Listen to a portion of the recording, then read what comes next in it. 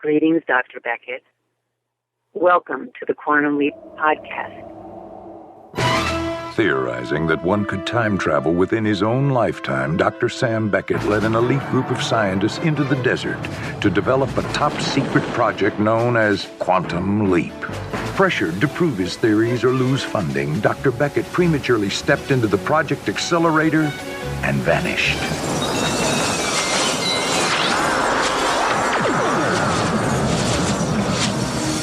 He awoke to find himself in the past, suffering from partial amnesia and facing a mirror image that was not his own.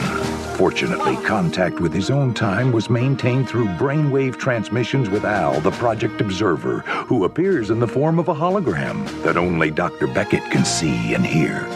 Trapped in the past, Dr. Beckett finds himself leaping from life to life, putting things right that once went wrong, and hoping each time that his next leap will be the leap home.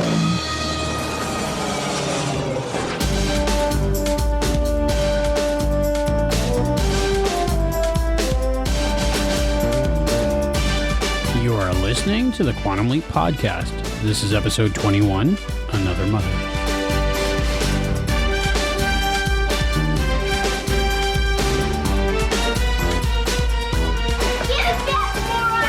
Shrimp. Mommy! Mom! Mom! Please fix my doll. My twin doll is all chewed up. Mom. Now it's nobody's shirt. Now it's just a torn rag.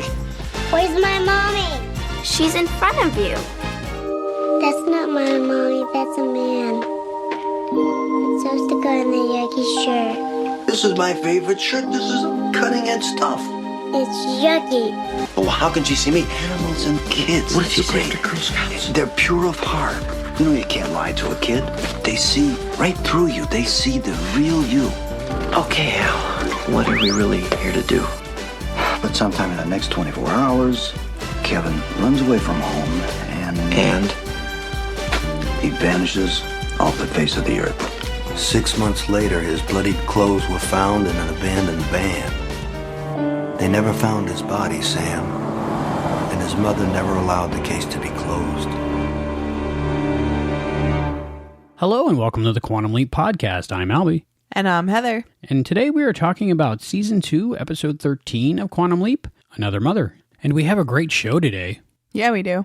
We are so honored to have as a guest on our show the composer of most of Quantum Leap, the Emmy Award-winning Velton Ray Bunch. That's really awesome. I looked up the things that he's done, and it's so cool that he's on our show. I'm curious to think what his thoughts are when they change the music. Like, instead of playing the actual song, they played elevator music. I'm curious to see what he has to say about that. I did ask him about that, so stay tuned. Music is such a big part of Quantum Leap. I mean, when you think of Quantum Leap, you can't help but think of all the music. And he was responsible for creating so many of the fan favorite pieces from some of our favorite episodes. So it was really a treat for me to talk to him. And that's coming up later in the show. Sam is a mommy. Yeah, he is. This is a really cool perspective that he leaped into because he doesn't have any kids that we know of yet.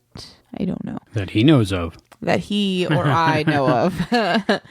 But it was nice to get that parenting feel. I mean, it was kind of a rough thing to watch being a parent with the kidnapping and stuff. But man, he kicked some butt. So it was a good episode. I enjoyed it. I liked it. It was nice for me because I was alive in the 80s, so I could very much identify with this episode, and I enjoyed all the 80s references like to Star Wars, Raiders of the Lost Ark, Jaws. Were you a Demons and Dragons fan? No. Or Dungeons and Dragons, I should say. I had never heard of Demons and Dragons, and I don't think anyone else has either. I think they were talking about Dungeons and Dragons probably, but it looks to me like they couldn't get the rights, so they had to have Dean Stockwell loop in Demons and Dragons. He should have said Demons and Dragons or whatever it's called. Like, he should have said something like that. So it's like he didn't remember what it was called, but it was still the other thing. Yeah, there's several things in the episode that look like they were supposed to be something, but maybe they were something else. Because like something really big in the 80s was Cabbage Patch Kids. So I think Troyan's little doll, or should I call her Teresa? I think Teresa's little doll was supposed to be maybe a Cabbage Patch Kid because that would place it more in the 80s. But maybe, again, they couldn't get the rights for some reason or another. Or maybe it was just too much of a hassle to get. I mean, when you're in a period piece show, maybe it's too much of a hassle to get the rights for every little detail for the episode, Yeah. But I think they did really good. I mean, to me, this episode definitely screamed 80s. In every way, I think. And I think that's one of the reasons I enjoyed it. Yeah, and I like the little things in the background sometimes. Like when they were outside playing ping pong, in the background you could see like bounce sheets and Washington apple boxes. I just thought that was cool because it seemed more real and very retro, like true to the 80s products. Right. It wasn't fake like TV sets normally are. Like the bounce sheets were definitely not the bounce sheets we have today. They might have been from the 90s, though. Right, which I'm sure this one wasn't too hard to pull off because it was just 10 years in the past when it was filmed. I like the actors in this episode. I know Michael Stoyanov from Blossom. That was nice to see him. And I think he did really good in the episode because usually Sam has a female co-star for each episode they focus on. But this one, most of the episode was carried by the character of Kevin. And I thought he did really good. I really liked their relationship. Like in the beginning of the episode, when he was impersonating Yoda and he was kind of poking fun at his mom, but it was not in a mean way. And he just had a good personality. It was funny. And Sam kind of didn't know how to react at first. He was just like, go to school and get out of here. But you could tell that Kevin was a good kid. I mean, he was funny and goofy, but he was a good kid. So I liked that whole interaction. And I have to say, I never fought with my brothers like that. I mean, we had our fights over toys and stuff like that. Like the shirt thing I could see happening. But the way they spoke to each other in the whole episode, that was pretty rough. They were, 4 years different? I don't remember talking to my brother like that, either one of them. And they were pretty nasty to each other most of the episode. I think a little bit of that had to do with everybody was kind of stressed out because there was no dad in the picture. He had left because of a midlife crisis. So she was a single mom raising the 3 kids and a dog. And it looked very stressful. So I think they were all dealing with the situation in their own way. And that might have been part of it. Maybe. Also, maybe they just dressed up the drama for TV a little bit. But yeah, I just don't remember. And even Sam said, I think he remembers having spats with his brother and sister, but his parents never let it get too bad, I guess. I don't know. I think Sam did good as a mom, though. I think he made a great mom. And I'm sure we have a lot more to talk about after the episode recap. This is Season 2, Episode 13, Another Mother. Original broadcast date, January 10th, 1990. Written by Deborah Pratt and directed by Joseph L. Scanlon.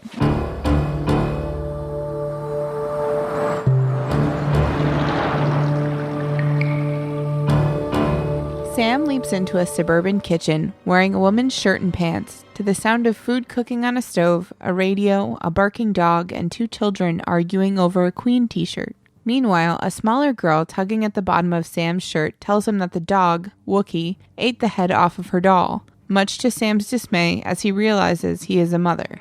It's September 30th, 1981, and Sam has leapt into Linda Bruckner, a divorced mother of 3 living in Scottsdale, Arizona. The youngest girl, Teresa, asks where her mother is, and Sam realizes that she can see him and not Linda. Teresa hides behind Kevin and says she wants her mommy, gets scared, and runs out of the living room, and Sam asks Susan to go and check on her. Susan has convinced Teresa to come out and take another look, but Teresa still insists that their mother is a man, and so is the guy in the yucky shirt. Sam realizes that Teresa can also see Al, who has just appeared. Kevin and Susan are more confused than ever, and Teresa runs out of the room once more. After Kevin has gone, Al tells Sam that according to Ziggy, children under 5 exist in a natural alpha state, which is why Teresa can see them. Teresa only sees the truth, which is a problem because the truth is that her mother is gone. Teresa asks Sam and Al where her mother is. Al kneels down and tells her that her mother had to go away for a while, but will be back soon. Sam introduces himself and Al to Teresa and tells her that everyone is going to pretend that Sam is her mother for the next couple of days. She asks Al if he and Sam are angels, to which Al says yes, and Sam simultaneously says no. Al offers to prove that he and Sam are angels by holding his hand out for Teresa to touch. Her hand goes right through Al's, and she delightedly runs back and forth through him with a giggle. After Teresa leaves the room, Sam asks Al what he is really there to do. He didn't want to say it in front of Teresa, but sometime in the next 24 hours, Kevin is going to run away from home and disappear without a trace. 6 months from now, his bloody clothes are going to be found in an abandoned van, and Linda will never allow the case to be closed. Meanwhile, a van is seen crossing the state line into Arizona. Later, Sam has to figure out why his 15-year-old son is going to run away. He realizes that he can't follow Kevin around all day, but Al can. At the Indian Grove High School, Kevin and some other students are admiring and joking about one of the female students. Al is nearby listening in on the conversation. One of the boys suggests that Kevin should try and score with Jackie Arnett, a pretty girl who is sitting across the quad and reading a textbook. Kevin tells them that Jackie isn't his type. The other boys suggest that Jackie has had a lot of encounters with boys at their school, which Kevin quickly denies. They make fun of him for defending her, but he insists that Jackie isn't like that, which impresses Al. The other boys announce a challenge, daring Kevin to score with Jackie, but Al senses a setup and returns to Sam. Back at the house, Sam tells Al that he's not going to help a 15-year-old learn how to seduce a girl, but Al argues that Sam doesn't have a choice. He tells Sam that Kevin is genuinely interested in Jackie, but that his friends are going to set him up somehow, which will cause Kevin to run away. Sam says he is not going to encourage Kevin to have sexual intercourse. Teresa, who has returned from her bedroom, asks Sam and Al what sexual intercourse is, though she has trouble pronouncing the words. Sam suggests to Al that maybe they can teach Kevin about romance instead. Later, Sam returns home with the 3 kids. Over a game of ping pong, Sam says he can tell something is wrong. Kevin says it's just guy stuff, and Sam tells him he might know more about girls than Kevin thinks. Kevin is becoming uncomfortable with the conversation, but before Sam can continue, Teresa appears covered in finger paint, as is Wookie. Sam takes Teresa back into the house to clean her up. On a road leading into Scottsdale, the van is seen following a school bus. 2 students get off of the bus, but before the 2 men in the van can approach them, a car pulls over and the students get in.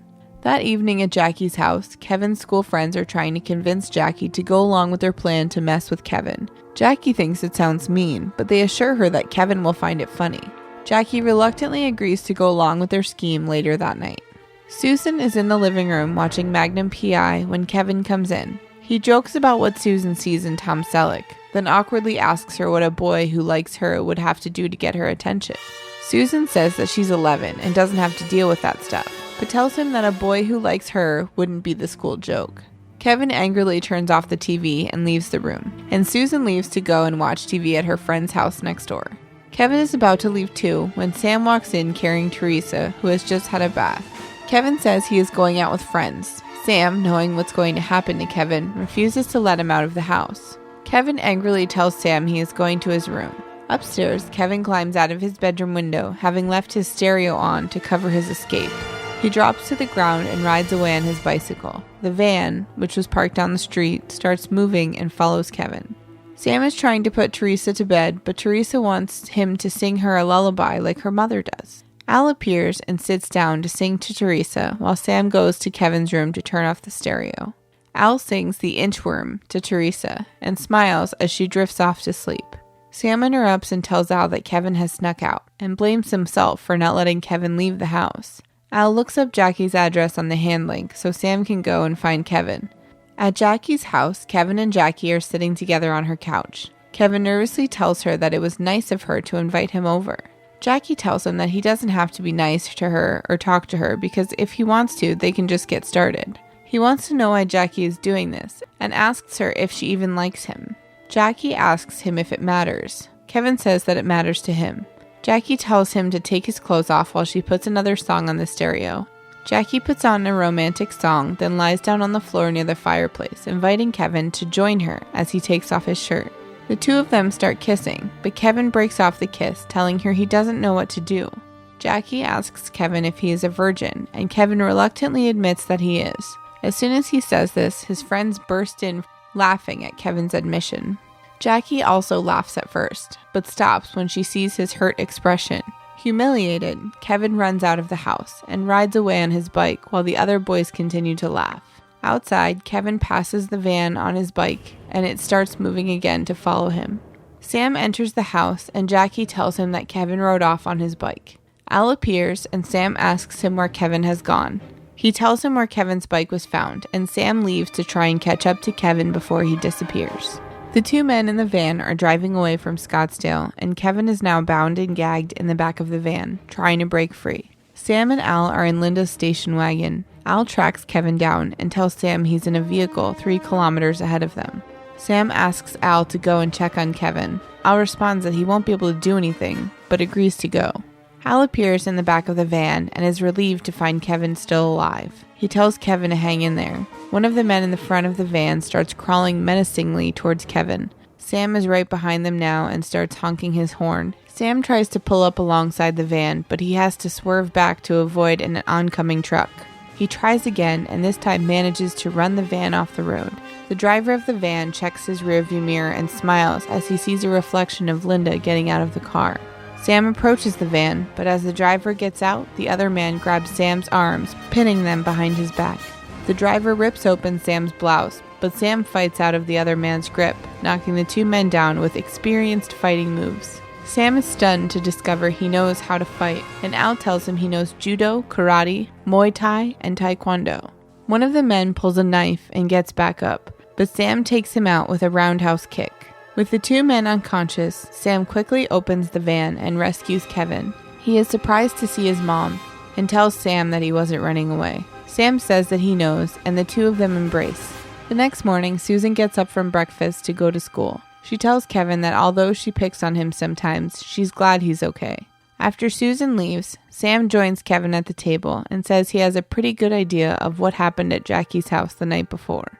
Kevin is reluctant to talk to Sam about it, especially when Sam brings up the word sex. He tells Sam that his friends found out he's a virgin, and now they're going to tell everyone at school. Sam tells him that he was a virgin at 16, and that there's no special age where anyone is supposed to lose their virginity. He explains that there should be a special reason, however, and being in love with someone is the best reason to make love. Kevin says that he never thought about it that way. Sam tells Kevin he should just give himself some time. Kevin agrees, then gets up to go to school. After Kevin leaves, Al, who has been listening in, compliments Sam on how he handled the conversation. Sam asks Al why he hasn't left yet. Al jokes that it's because he has been having so much fun with Teresa. At school, Kevin's friends look on in amusement as Kevin cautiously enters the cafeteria. He passes Jackie, who quickly gets up to talk to him. She apologizes, but says she'd really like to be his date to the Mardi Gras.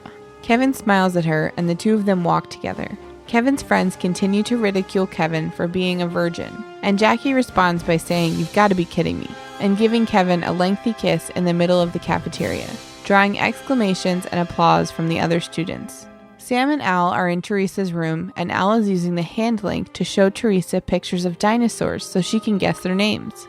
Al takes this in for a moment, then gently tells Teresa that her mother is coming back. She asks Al if he can stay, and he tells her that he can't. She says she doesn't want him to go. Al says he doesn't want to go either, but he promises to come back someday. He puts his hand up, and Teresa puts her hand through his one more time.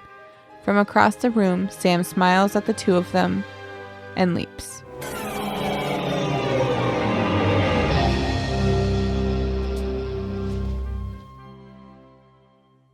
And that episode recap was from Phil. That's Phil's first one for us. Yeah, thanks, Phil. One of the first things I noticed in this episode was seatbelts. I know, right? Do you think Sam finally realized it's a smart idea to use seatbelts? Or do you think a little bit of Linda Bruckner's personality got in there and she always wears her seatbelt? I don't know. I really don't. The whole seatbelt thing baffles me. But now, hey, we have seatbelts. Yeah. So, one. I really liked this episode. It was a good episode. It was a little weird at the beginning. It started playing automatically after Animal Frat on Netflix, and I heard the male voiceover instead of Deborah Pratt's Saga Cell. It was some random guy, and I was like, wait, what's going on? I didn't know what that was about. I figured they were going to explain it. Like, I figured something changed in the future. Like it was an alternate reality opening or something? Yeah, I don't know, but they never even touched on it, so I don't know what happened there. I guess they tried it. And then the next episode's back to Deborah Pratt, right? Right. Weird. In this episode, they also try a little something else. I don't know if you noticed it, but when Al flashed in and flashed out, he got all sparkly. I actually didn't notice that. I noticed the one time that they didn't play a sound for him, but I guess he was just hanging out at the house with Teresa, so, like, he was already there. in the hidden part of the breakfast nook. Right. But that I did notice the sparkles. Really? And how many times did I watch that episode? 4 or 5 at least? I don't know. Yeah, they did this thing where when Al flashed out, there was like little sparkles in the air. Oh, when he flashed out, like when he left. Yeah. I thought you meant when he came in. Sorry. Okay. I know what you're talking about now. Yeah, sparklies in the air. Sparklies. I like sparklies. It looked like a little bit of a transporter effect. Well, I mean, with this kind of show where you're just starting to have all these special effects available, you try everything and see what works, right? So they're just trying something new. Yeah, it wasn't my thing. I didn't like it. I'm glad they didn't continue it. And it would seem like a waste of money because they already established that he just blinks out, kind of like in Looper. Yeah, I didn't think it was necessary, but to me it didn't take away from anything either. Like, it didn't take away from the story. For me, it was like a really intense part of the episode where, you know, Kevin's about to be abducted, or even when Kevin is all tied up with duct tape in the back of a van and Al sparkles in. The two aren't really in the same vein. It seems like the sparkly thing is fun, whereas they're in an intense life or death situation. Yeah, it kind of was a serious episode. Well, it had to do with child abduction and possibly child molestation and killing, and it's not good. Bloody clothes in a van. When I saw that Sam was going to be a mom, that's so not where I thought this episode was going. But from the previews, I'm pretty misled. Like, there's a lot of shows where the preview tells you everything that's going to happen in the next episode. But I'm glad that they don't, because I was pretty surprised. I thought this was going to be a fun one. Like, I thought he was going to just say, wow, it's tough being a mom. And that was going to be the episode. He was going to have to help Kevin win his swim meet. I really didn't think there was going to be a whole nother layer to it. So I was kind of shocked when two creepy guys in a van are lingering in the background of this episode. And to find out that Kevin disappears off the face of the earth and his mom never lets it go. I mean, I wouldn't never let it go either. That's really scary. And it's awesome that Sam changes the fate and saves Kevin. Right, because at the end of this episode, Kevin was either, I guess, locked up forever or dead and disposed of to where no one could find him. Right, like Sam made such a big difference in this episode. I mean, some episodes, it's like, remember that little mini leap where he saved a cat from a tree? It's crazy that it ranges so far as helping a boxer win a boxing match to saving someone's life. And Kevin gets to go on living a long life after that, and who knows how many lives and things he'll touch and change being alive now. As a mom, Linda doesn't have to go through that now. He changed so much and helped everybody in this episode, which is great.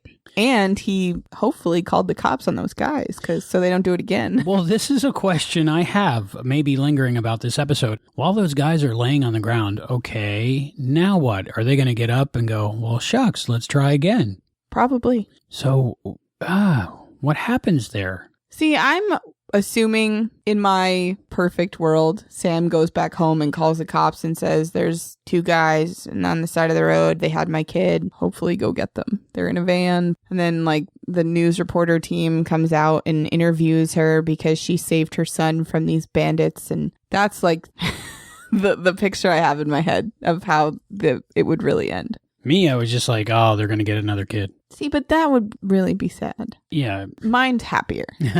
Well, hopefully. Or, they said, hey, let's not mess with kids anymore because their moms know Muay Thai, Taekwondo, karate. I don't know. I think that they've probably had so many other kids that they've attacked because obviously this wasn't their first one, right? I don't know. They drove in from a long ways away. That's just strange. I'm in a scene with all the tumbleweeds. Yeah, they're at the bus stop, I guess ready to abduct some little girls right off the school bus next to the tumbleweed factory.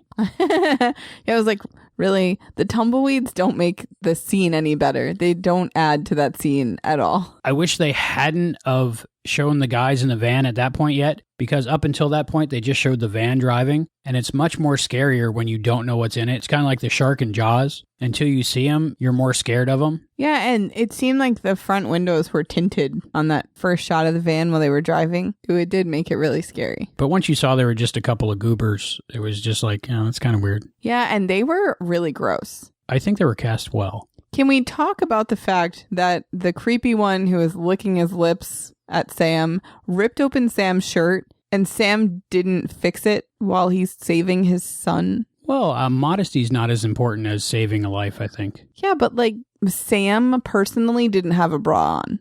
So did Linda have a bra on? I don't think Linda had a bra on. I think Sam forgot to put his bra on that day. Because I'm just trying to play devil's advocate here and say that... My thought is, this is my thought, that he's amazing in self-defense techniques, and they ripped his blouse open. He didn't do it, but that's a great form of distraction for these two guys, because they're going to be looking at some boobs while he's kicking their butt. But then you go save your son with your boobs hanging out. Not that I would sit there and button it back up, but like at least pinch it closed. Well, they weren't boobs. They were just an aura of boobs. There's still the mom aura of boobs to Kevin. At the end, he was closing his blouse and holding it closed. But I'm sure being a man most of your life and only being being a man most of your life, a woman, a few days here and there, you don't realize that kind of stuff. And it's his body, so he's not feeling his boobs jostle around. I don't know why I was thinking about that, but that's all I That thought. Being said, when they ripped open his blouse, I was thinking, wow, this should be on Showtime because they shouldn't show that kind of thing. And I'm like, wait, that's Scott Bakula's chest. Total sexism there, but we're not even going to go into that. Also in that part of the episode, this is something you noticed that I didn't notice. So I think the second time you clued me in on this, when Sam hugs Kevin after the day is saved, Kevin gives this crazy look to his mom like, that's weird. I just got a hug from a man, but my mom's right there. Yeah, or like someone's chest hair was just tickling my face and I don't know whose it was. Like, I don't know. Like, it was what weird... just happened? Yeah. But further proof of what everybody is saying is that it's Sam's body. Maybe he was like, Mom, why are your boobs hanging out? Could be. Like, Mom, thank you for saving my life, but why are your boobs on my face? And it's no longer a family show. We can say boobs. I don't know. The lingering look that he gave his mom, like something weird just happened. Personally, I think it was just a stronger hug than he would expect from his mother. Like, when did you get muscles, Mom? Why are your shoulders so big? I loved his explanation, Girl Scouts. Kevin was like, what? One of my favorite parts of this episode was Troy and Belisario playing Teresa. Every time she was on screen, I was like, oh, she's so cute. Oh, yeah, she was really cute.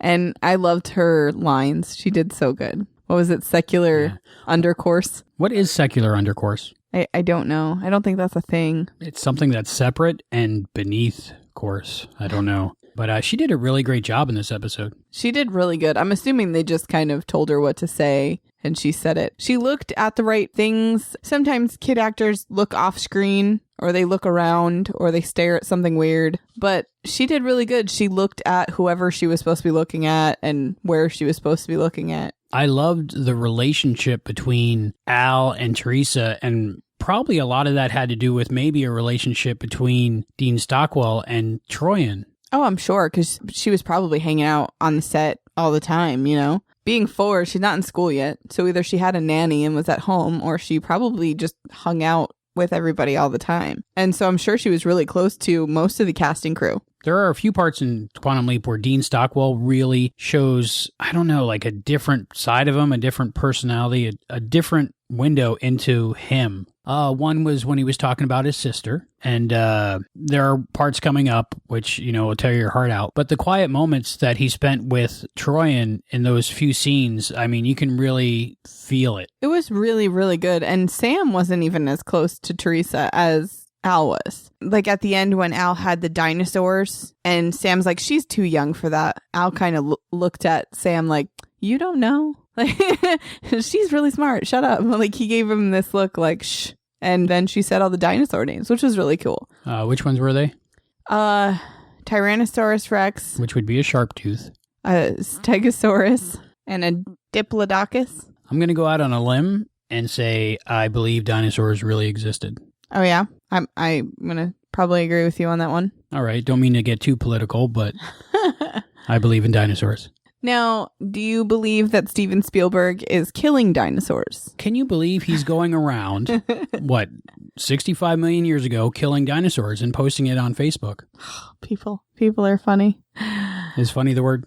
I don't know. There really isn't. If you guys don't know what we're talking about, there is a picture that is viral on the social media sites right now of Steven Spielberg sitting next to a Triceratops, I think. Right. A three-horn. A dead Triceratops and people are saying how horrible hunters are for going into their homes and killing them. I'm assuming this is a follow-up to the teenage cheerleader chick who's going around Africa killing animals. But the fact that people don't recognize that, one, it's a dinosaur, and two, that it's Steven Spielberg. I thought they were just being sarcastic at first. I really did. But then the comments are just so bad. So for the record, Steven Spielberg is not going around killing living dinosaurs. Right. That was definitely a prop from his movie Jurassic Park. Right. Well, that should be a compliment to the special effects people that made those dinosaurs. Yeah, good job, guys. But who doesn't know dinosaurs are extinct? Maybe there really is a Jurassic Park island. And we just don't know about it. Exactly. And Steven Spielberg's going around killing those poor animals. He's going to get a bad rep. I'm sure he's going to get asked about that in interviews coming up. You know, I bet you he already knows and is like, really, guys? Really? But I loved seeing dinosaurs in this episode, and it's something that kids love. Yeah, and it was cool that the hand link had little pop-up dinosaurs. I mean, they weren't great quality, but they were still pretty cool. It looked very holographic. Yeah. The other effects as far as their scenes with her hand going through his, the color changing wasn't that great, but for the time, I guess. Yeah, when she walked through him, that was probably the worst effect, I think. Yeah. It did look good, other than the color. The whole, like, screen color changed. He was wearing, like, a bright green shirt. Yeah. And then went down to, like, a dull, maybe greenish gray. Yeah, it's like the screen turned grayish blue, almost. Like, the whole shot. I'm sure it was difficult. But I'm sure now, seeing it in high def, it doesn't really help the cause. I'm kind of spoiled right now with the Star Trek The Next Generation remastered Blu-rays where they went in and redid a lot of the effects, where they used the actual original effects, but they went in and relayered them and made sure they were okay. And they fixed a little bit of things here and there. I'm guessing that they just took the final film product for the high def shows we're watching on Netflix right now. They just took the final film and just scanned it and put it out as is, because there's not really any retouching or redoing that I've noticed. Well, hopefully someday they do a Blu-ray and redo stuff. That's the hope, right? If anybody out there that has any kind of pull in this that's listening. Somebody at NBC, Universal, somebody who owns the home video rights. Somebody who knows somebody who knows somebody who knows somebody. Yes. It's time to remaster it, I think. Yeah. But it doesn't take away from the story, really. Not at all. But for a couple seconds, you're like, I wish that looked better. Right. Yeah. But it didn't take away from how adorable their little relationship was. And I felt for Al because I feel like he should be a dad now. Well, he did have that one line when he was trying to communicate to Sam. I think he said something like, I never really wanted to have kids, but... And that's when Sam interrupted him and said, Kevin's gone. So maybe he's having a little change of heart because he's a womanizer and he's with woman after woman after woman and no kids that we know of. Well, technically, it's not too late for him to have kids, right? No, not at all. Charlie Chaplin had kids when he was well into his 90s. Yeah, but he couldn't hold them.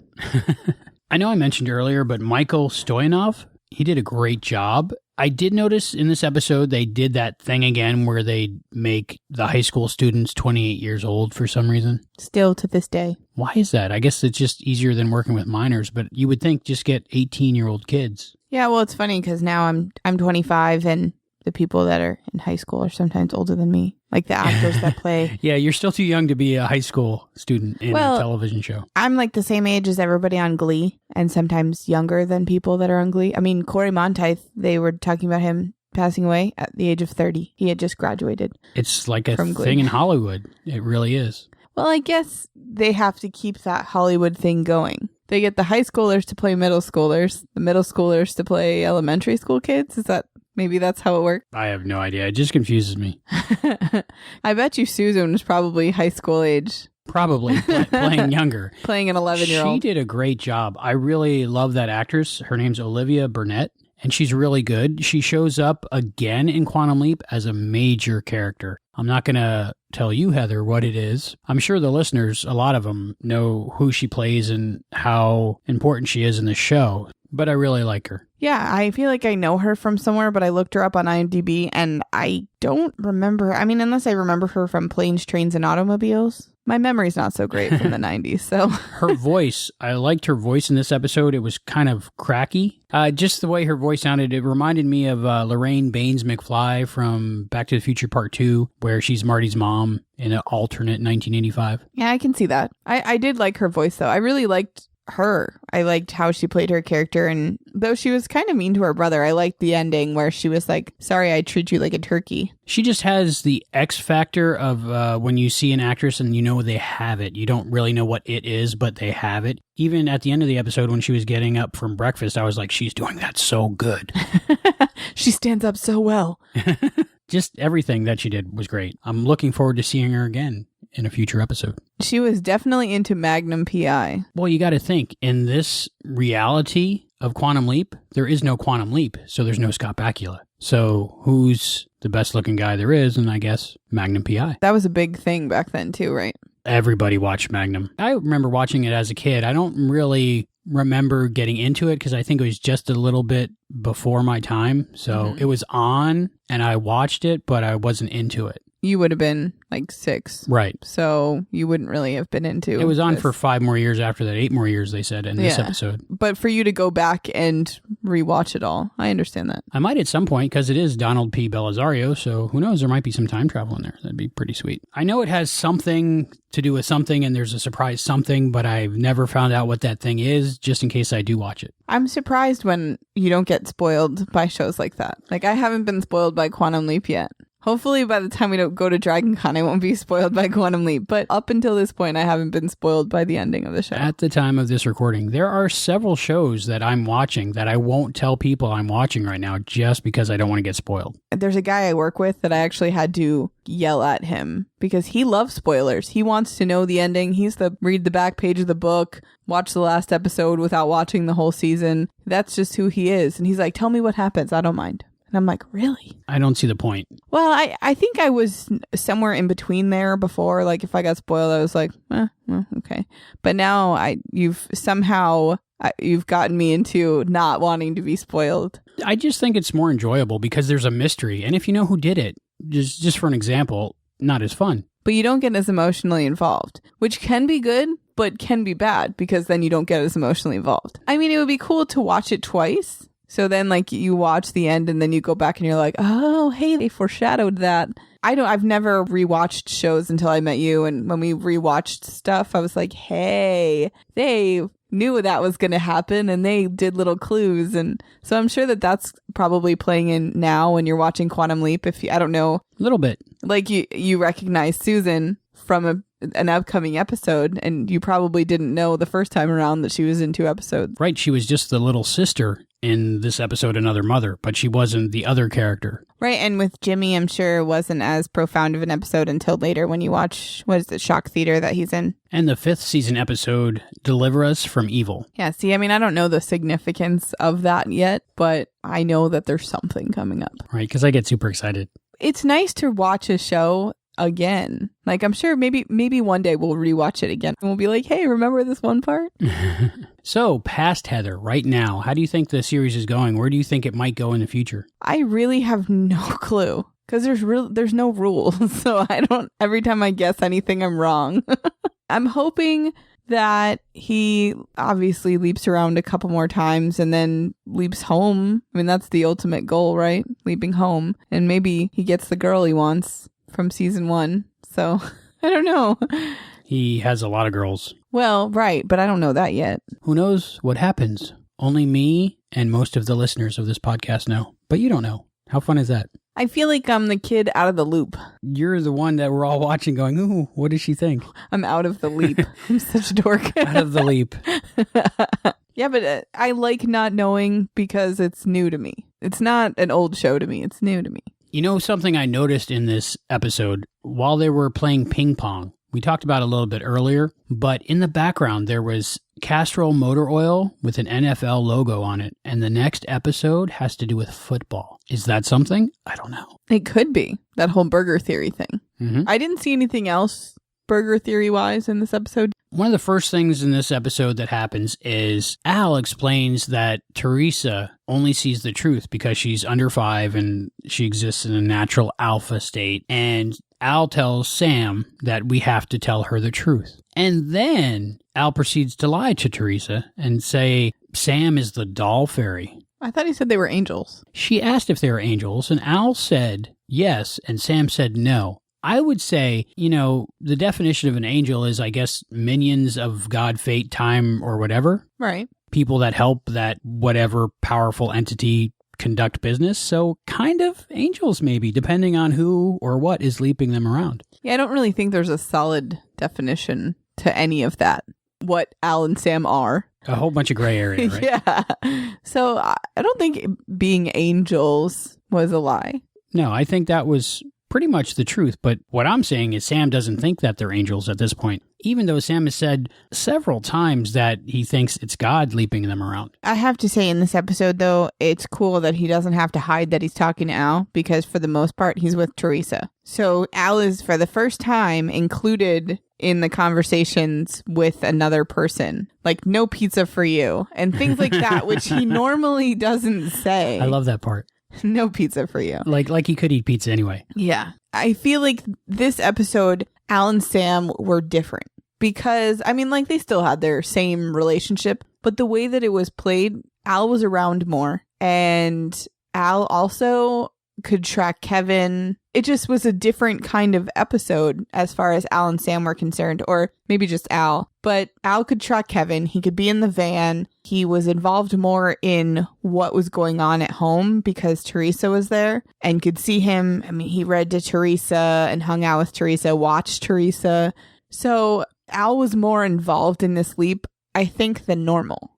I think that has to do with, like you were saying, Teresa being there. And in extension to that, Troyan being there, because Deborah Pratt wrote this episode for Troyan to be in and find out what it's like to be in an episode. And that's pretty cool, too. Also, Sam was different in this episode. I don't know if you noticed, but he stuttered more. He, carried himself differently, like the great Scott Bakula always does whenever he leaps into someone different. He plays a little bit different. And in this episode, he just was more frazzled and frustrated, almost like a mother of three that never sleeps and is always working. I don't have three, but I know. I really picked up on that because I have not seen that character from Scott Bakula before. Well, yeah, because when he was a woman before, it wasn't as stressful, I don't think, as what he's in now. And what's funny is he's like, and then she has PTA and she has this and that and this, and what is wrong with her that she does all this stuff? It's funny because that's just how moms are. It's what we do. Right. And she's a real estate agent. Right. And she's a single mother. Right. That's hard enough as it is. And he has to go and save Kevin's life. Hey, he does a pretty good job, though. He pulls it off. And he pulled off that dress pretty good.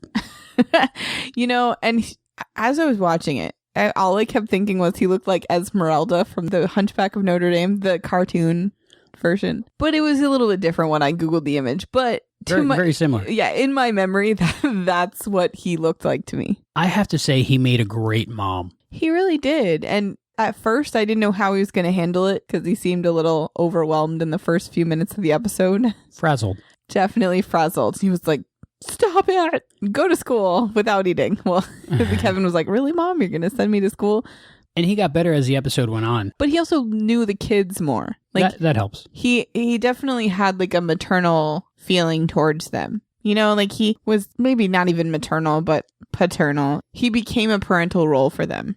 Again, I think a lot of Linda stayed behind when Sam leapt in. Well, I know that we've had that happen before. But also, I think that when you become the sole caretaker of three kids, you really kind of don't have a choice other than to kind of warm up to them and soften up to them. And he did good. It was like he knew what to do. I think it's funny that he burnt the roast, but he took them out for pizza, so... On a technical side for this episode, I think it's really impossible to burn a roast that bad and not smell it burning previously, because when he took it out, it was basically a piece of charcoal. Or have no smoke alarms go off, or see any smoke even. Right. It made for a great visual taking it out of the oven and having a black roast with smoke coming off of it. But unless Sam's olfactory senses don't leap with his body, then he should have smelled it. I just kept thinking about the turkey, and it's a great, big, beautiful tomorrow.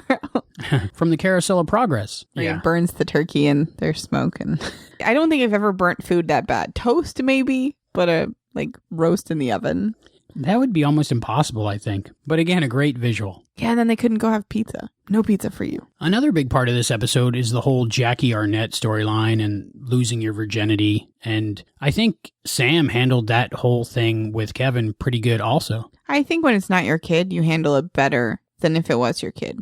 Like, I think that you view your kid as the baby they once were and cannot fathom them as sexual beings. I think that's like the whole thing. But why are these 15, 16-year-old boys competing on virginity? Like, you're 16. Why is that a competition in high school? Well, when you're a 16-year-old boy, that's all that's on your mind, I think. And even when you're a 28-year-old actor playing a 16-year-old boy, that's all that's on your mind. I wish that Al could have said out loud for everyone to hear that guy wasn't going to lose his virginity for another 6 years. Basically, yeah, it's 5 guys standing around lying that they're not virgins. Yeah. Making fun of each other for being virgins. And they play Demons and Dragons. When I was a kid, there was no point system or anything like that. Every, I think, social group has the hot chick, and Jackie Arnett was the hot chick. And a lot of times when you're in a younger group like that, the hottest chick is also thought of as maybe the more popular chick, even when probably not even true at all. It's just people impose characteristics on that person. She didn't seem like the kind of person that they made her out to be either. Like, they said that she'd slept around the whole school, but she seemed like a genuinely nice person. And she didn't seem like all the bad things they made her out to be, because she actually cared about Kevin. Yeah, and I think she got tricked as well, because she was convinced that it would be fun and he would enjoy it as a practical joke. And she was told if she did it, she would get, homecoming queen or something like that? Right, she'll go to the Mardi Gras dance with the guy that's the king, so she'll automatically become queen. But I don't think she would have done it if she thought that she was going to hurt Kevin's feelings like she did. But she definitely made up for it at the end, and then they all looked like jerks, so. That was a great 80s teen movie ending. Yeah, even the 90s movies were kind of like that, too. They had that great ending where that guy that was put down the whole time finally, or the girl, finally was the most popular. Yeah, and that was a nice ending to it, because it was such a serious major plot, but then this B story in the background, that was just like a nice ending for it. This episode really didn't even need the abduction of Kevin. If you think about it, it could have been good without it. Right, like what I thought it was going to be, but it was so much more powerful that Sam saved his life. Oh yeah, definitely. The part with Jackie Arnett where she's starting to say, just take off your clothes, we don't have to talk. This brings up a rule I always had growing up, and I call it the you first rule. And it worked out a bunch because, believe it or not, growing up, if a girl liked me, I always had a fear that my peers were in a closet going to jump out and laugh at me. Maybe that's where this episode came from, because a lot of people have that. Are you like Al, the 5-year-old pervert? You're like, growing up as a kid, when I was taking my clothes off, like, what were you doing? No, like, if a girl's interested in you and you're in that situation like Kevin is, I guess some of us get in that situation. I wasn't 5, I was a teenager. Oh, it's just funny that you were like growing up. And I just remember Al's stories in the episode where he was like, when I was younger. But I think that's one thing to take away from this episode, the you first rule. Because if you do the you first rule, there's no way that situation would happen. And if it did, if the guys did jump out of the closet, she would have already had her clothes off. So win-win.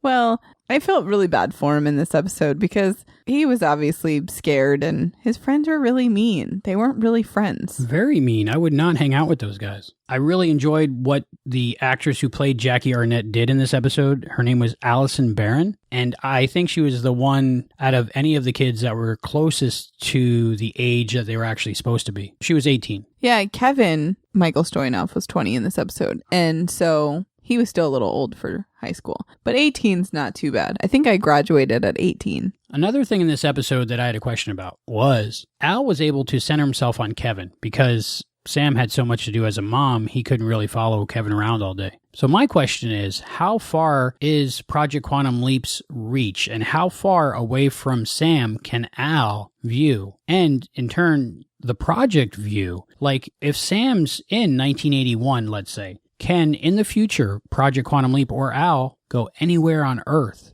and find out what's going on at any time? I don't know. See, it was weird to me that Al could be somewhere that Sam wasn't for the first time. Like in A Portrait for Troyan, where Al is with Troyan instead of Sam. I didn't understand how that worked because I thought that he was on Sam's brainwaves. Like I thought he was only visible to Sam. I mean, I know he's only visible to Sam, but I'm confused as to how he could be anywhere else but with Sam. Right. My first impression when watching the series again was that Al is seeing Sam's brain transmissions. So Al would be seeing holographic projection of what Sam is seeing. So how far away can Al really be from Sam if Sam isn't seeing that? Like I said, there's no rules. Okay, but that's just a question I had coming up because this is something that, they're having trouble with government funding. And if the government knew that Al could go, say, Sam leaped somewhere in time where something sensitive happened and they don't know the answer to and wanted to find out the answer, they could send Al or someone else to see what's going on anywhere on the planet. It fits the story.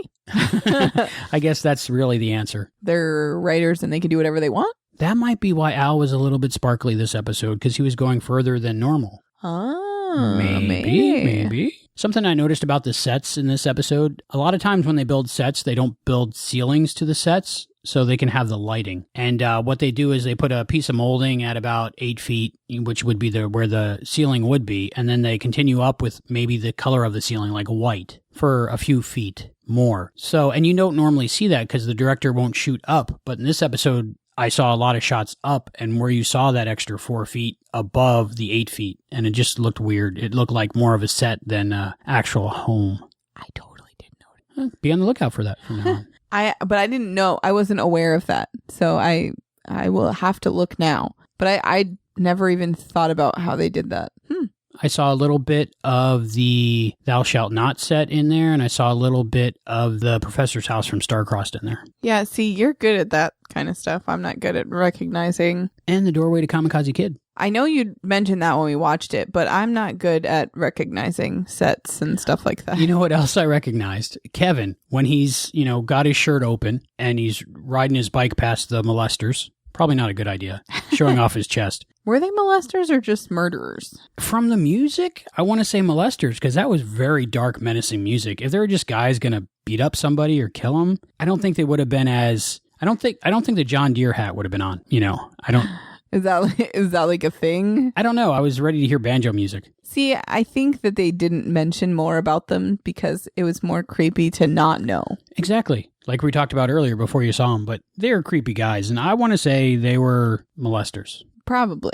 Which is odd because at first they were going after those girls at the bus stop, which were young girls, and then they were going after this older boy, and usually molesters have a type that they go after. From what I know from the extensive knowledge I have on crime shows, which isn't a lot, but I mean, like I used to watch CSI and Law & Order SVU has tons of that stuff. Oh, I don't watch that. That's horrible. Yeah, not since I've been a parent do I watch that. I could never watch that. I'm like, why would you watch a show where horrible things like that happen? Oh, it's such a horrible show. I don't watch that. Anyway, so, but normally it's like people watch for a really long time the person they're going to take. They don't just take someone off the side of the road because it's convenient. They usually, well, I mean, it's got to be sometimes they do, but usually it's like they know their schedule and they like the planning and there's this whole big thing beforehand. In this episode, they were just kind of like, whatever kid comes first.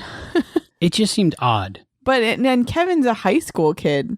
Right. He looks like somebody that could fight back. And usually those type of people from, again, what I know of from television shows, usually go after the weakest one in the herd. So those things seemed a little out of place for me. But again, maybe not molesters. Maybe they were just out to wreak some havoc. I don't know. This is another big topic, I think, and brought up by, again, Deborah Pratt. She usually brings up the big moral issues in her episodes. Yeah, they do seem to be more serious. And even if they are lighthearted and fun, there's still something bad happening. But they had such a good ending. Even the sibling rivalry was better at the end. I think for me, I got the impression that Susan almost knew somehow that she had lost her brother and was appreciative to have him back. Well, she knew what happened. She knew that he got kidnapped and that the mom saved him. I mean... Yeah, I just read more into it, like it was some kind of magical time thing. Oh, maybe. Yeah. I really enjoyed the ending with Al and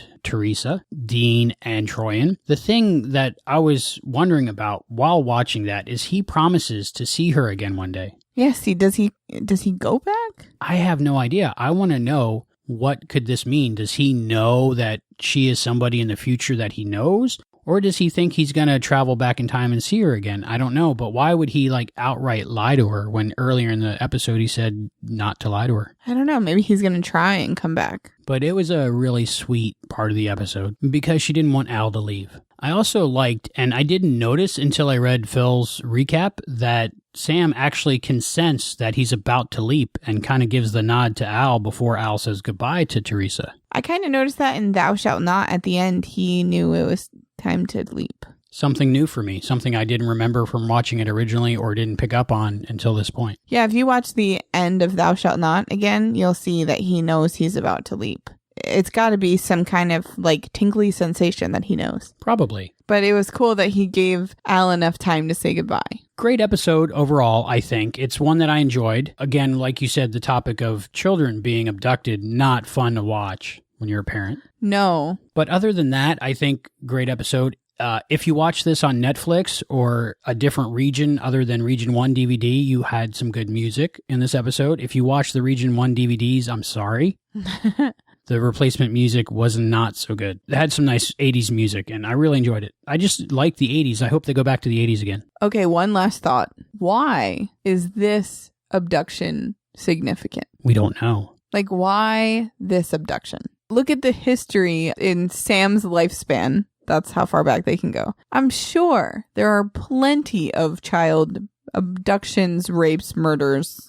Why is Kevin's life significant? It could be what Kevin could accomplish in the future and didn't. It could be what Kevin's mother, Linda, would have accomplished had she not been looking for Kevin the rest of her life. Who knows? That's crazy, right? To think about, why this one? GTFW thinks that Kevin needed saving and sent in his angels, maybe, Al and Sam to save him, and they did. And Sam also fixed the dolly.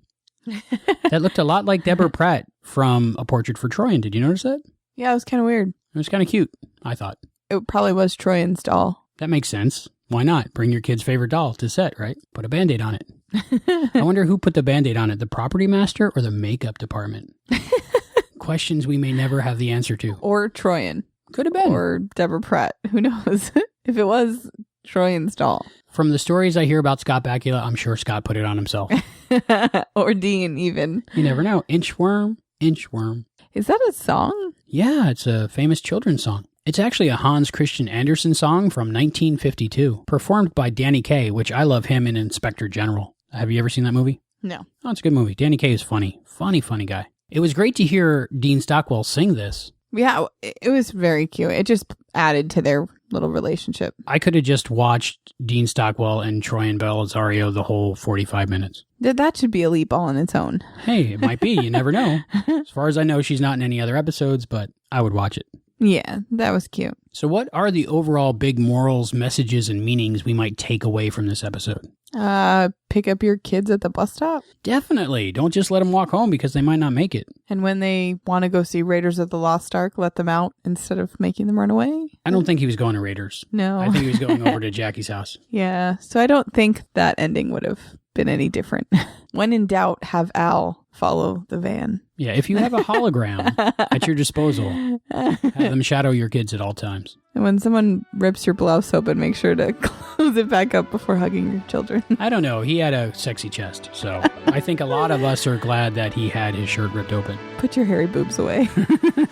What? I look like Scott a little bit, don't I? If you squint, take your glasses off.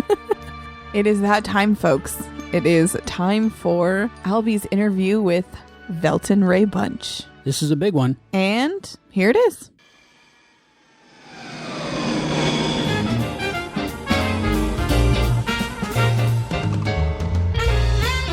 Born and raised in the small rural town of Goldsboro, North Carolina, it took a quantum leap for Velton Ray Bunch to arrive in Los Angeles to do what he does best, make music. With qualifications ranging from 5 Emmy nominations to working with Dolly Parton to scoring Star Trek Enterprise, Bunch was introduced to Mike Post, who was interested in recording some of his songs. Post recognized the unique talents of Bunch and used his pervasive influence to introduce Velton Ray to TV music, initially as a pianist and arranger for Ray Charles and Mac Davis. Bunch maintained success as a songwriter, evidenced by the renowned artists that would perform his songs, including Dolly Parton, the Commodores, and the Oak Ridge Boys.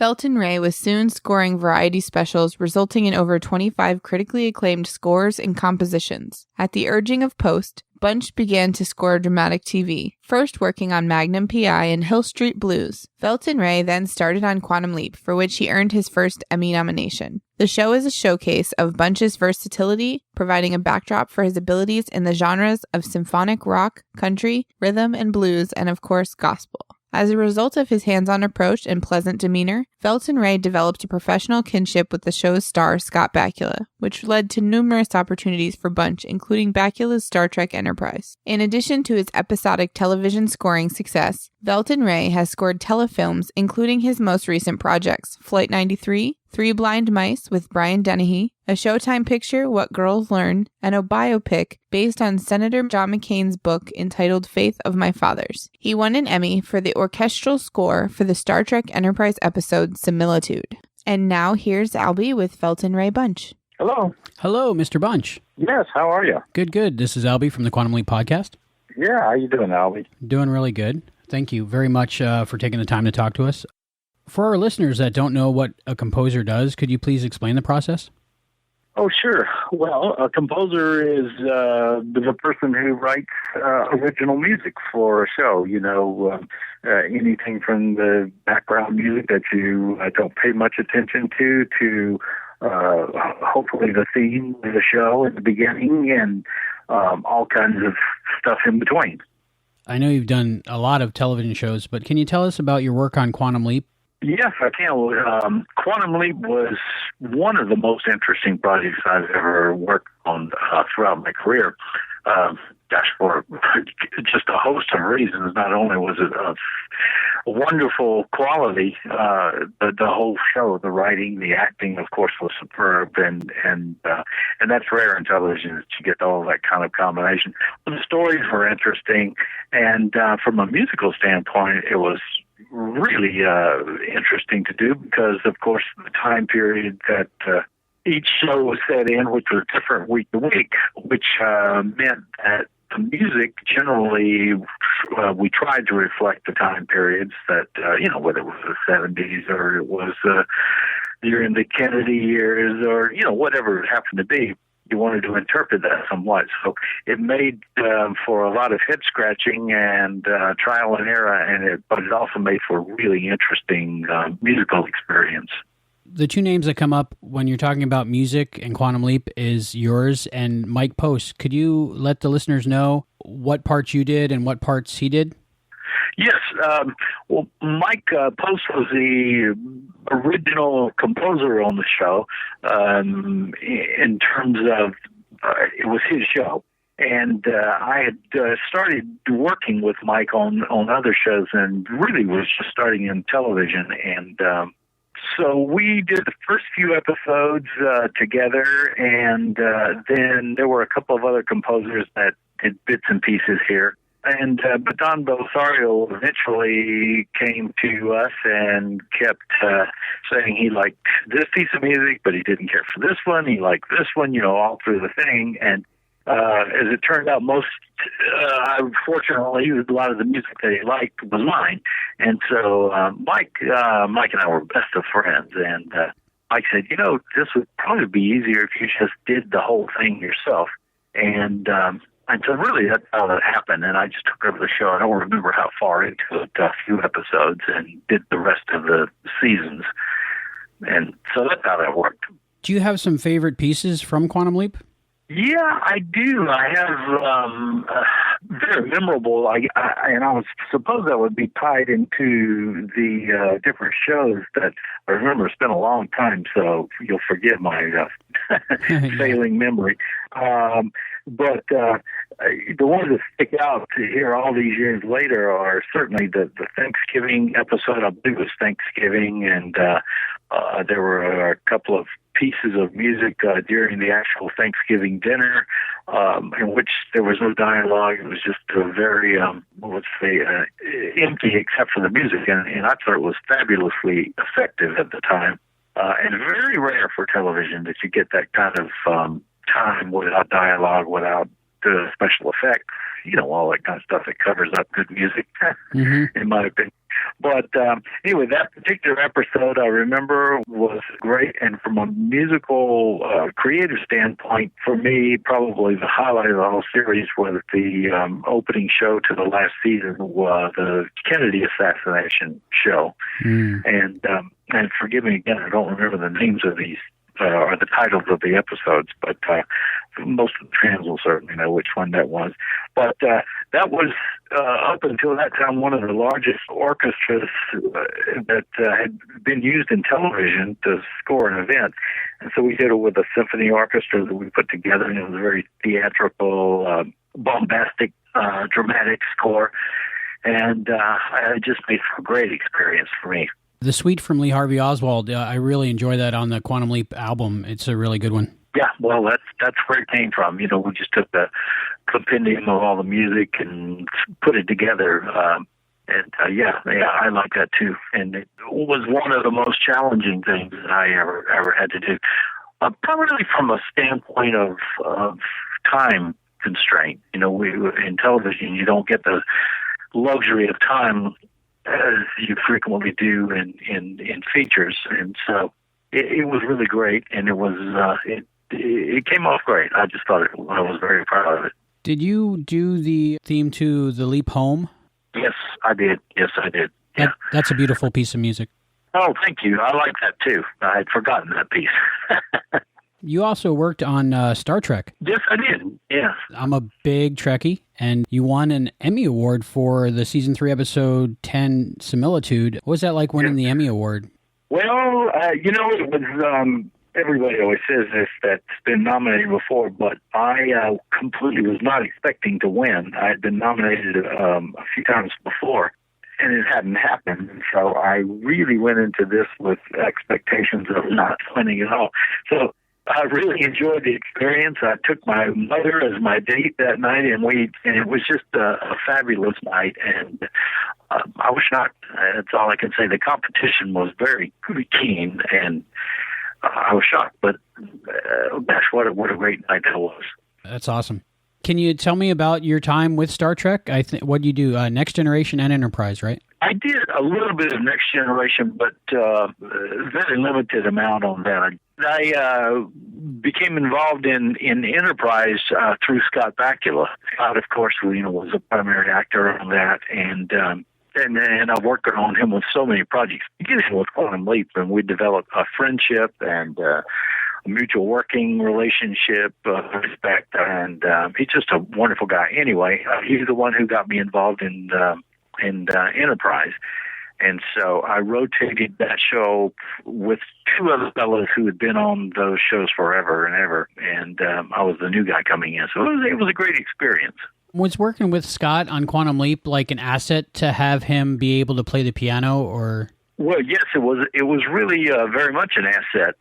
Scott's a very talented guy, and it's interesting working with someone like him who has musical knowledge, and it makes for a different experience. In other words, I can remember one time specifically when we did the John Lennon song "Imagine," and I had played the piano on the original recording session, and Scott wasn't there. And Scott called me up, and he said, "I think that little melody is not correct."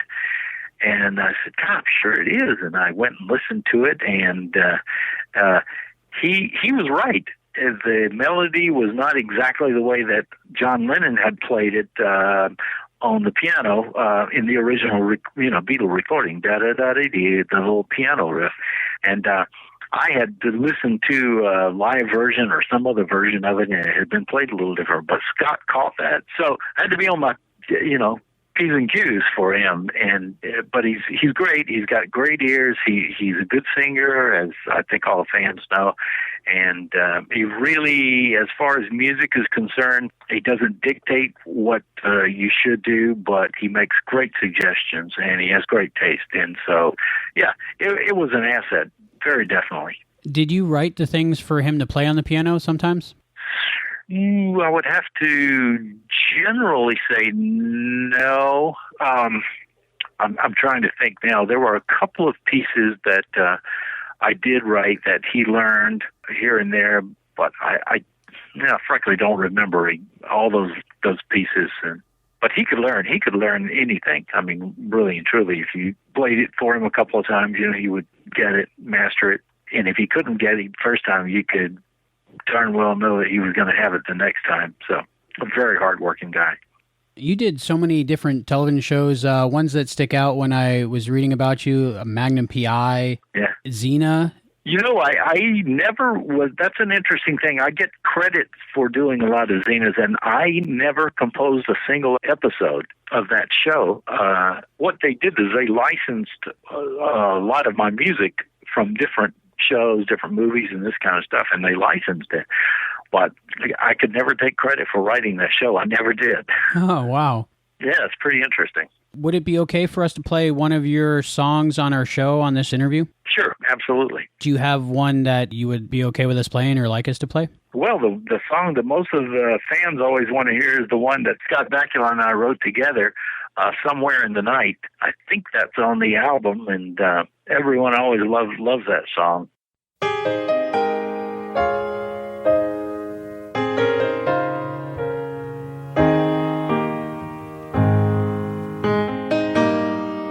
On the day I walked away,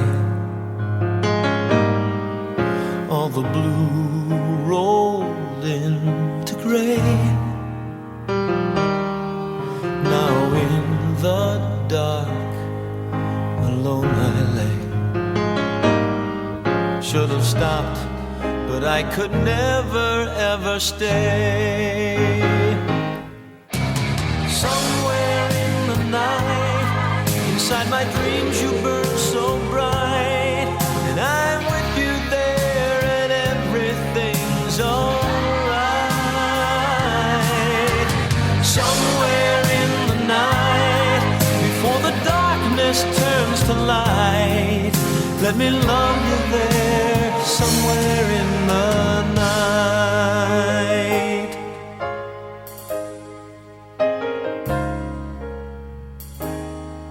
Second chances I won't get,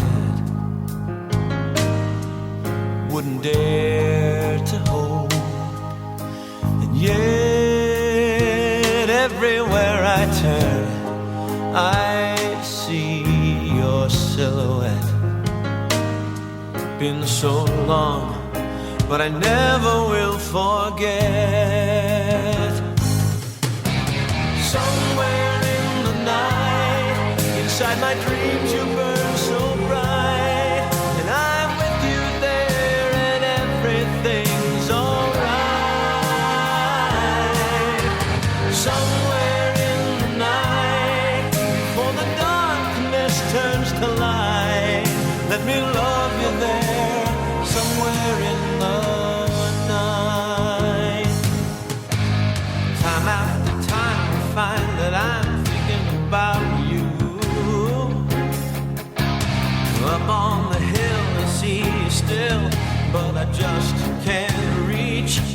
Who would answer your prayers? Who would wait by the stairs? Not me, not me. Somewhere in the night, inside my dreams you burn so bright, and I'm with you there and everything's alright. Somewhere in the night, before the darkness turns to light, let me see your face, feel your warm embrace, let me love you somewhere in the night.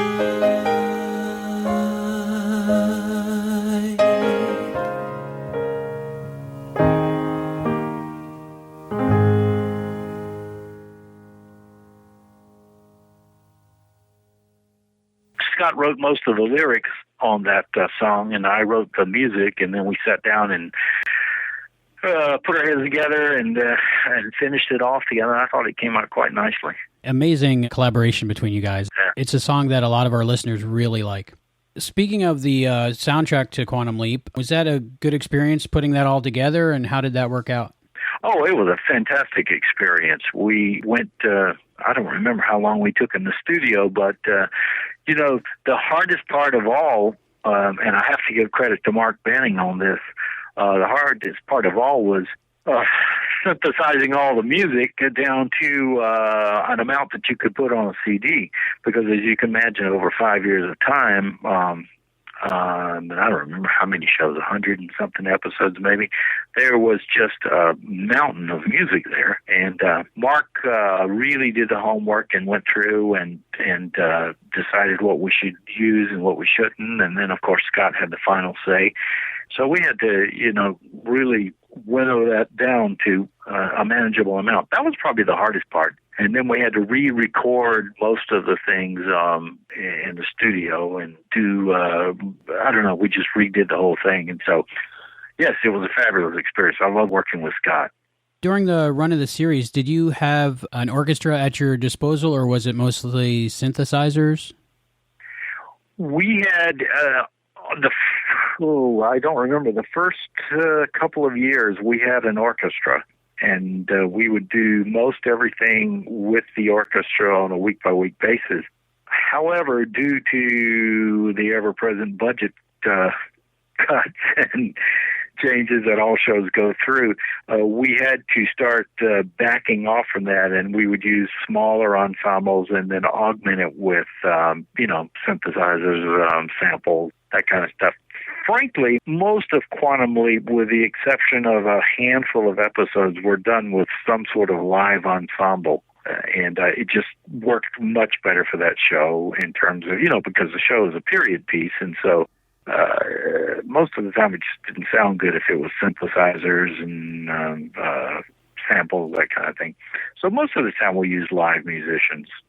With all that music that you and other people composed for Quantum Leap, would you be in support of a future release of that music like they've done with Star Trek in the past? Yes, I would. Yeah. Are you talking about on Quantum Leap? Yes, on Quantum Leap. Just because it's a shame that it's all sitting there and there's people that want to hear it and they can't. Yeah, I would love to do that. I don't know. That would be a Mark Banning question, and he's the one who's headed up this project for years and years, and he would have to probably secure, the rights to the music after all of this time, and that would be quite an undertaking. But yeah, I would be in full support of doing that. When you wrote the music to go along with the episodes of Quantum Leap, did you also have a hand in picking the songs that were from other artists that went in the Quantum Leap? Yes, I would say had a hand in it. I had suggestions.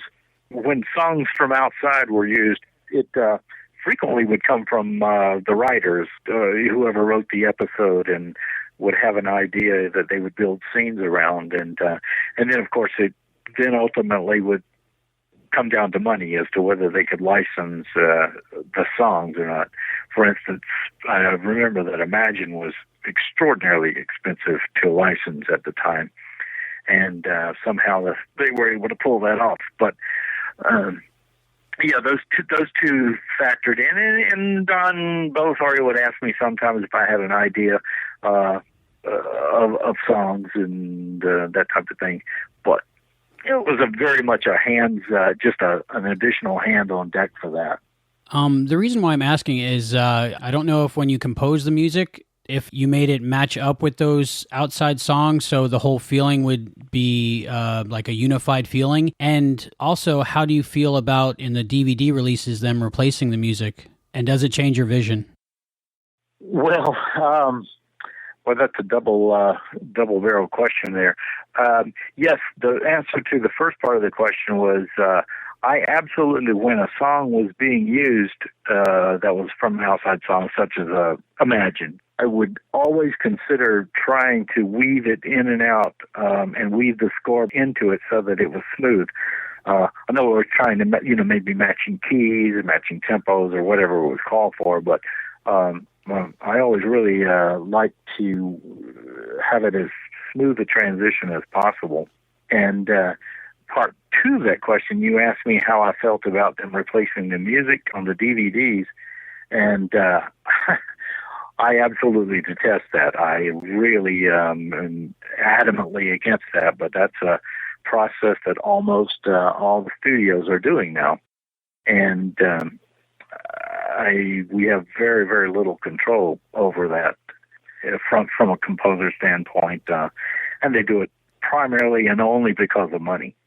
Yeah. In other words, when shows like Quantum Leap or Magnum or any of those type of shows, when they were originally written, the idea of doing DVD releases really wasn't a realistic possibility at the time. So the music, when they made a deal with me or a contract or with the musicians that were used, that was not a consideration.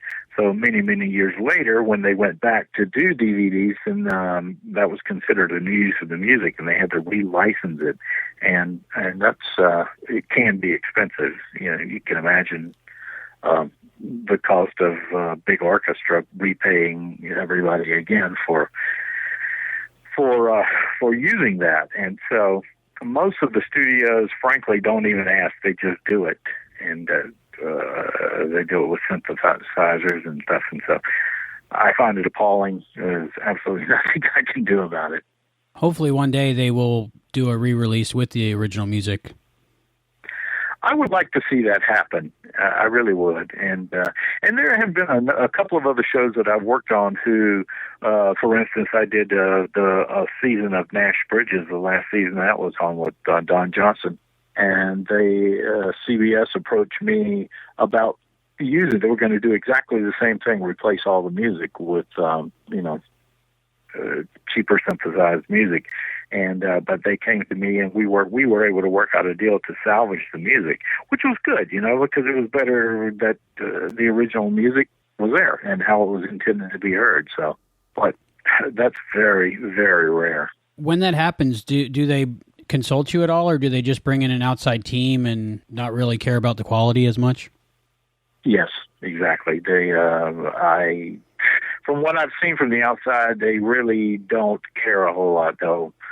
They have their own guy or two, mostly who remain anonymous, and they sit there and just do stuff to replace music. Yeah, and so as I said, I can't speak very highly of that. I'm really against that process. I'm glad we agree. Yeah, good. Okay.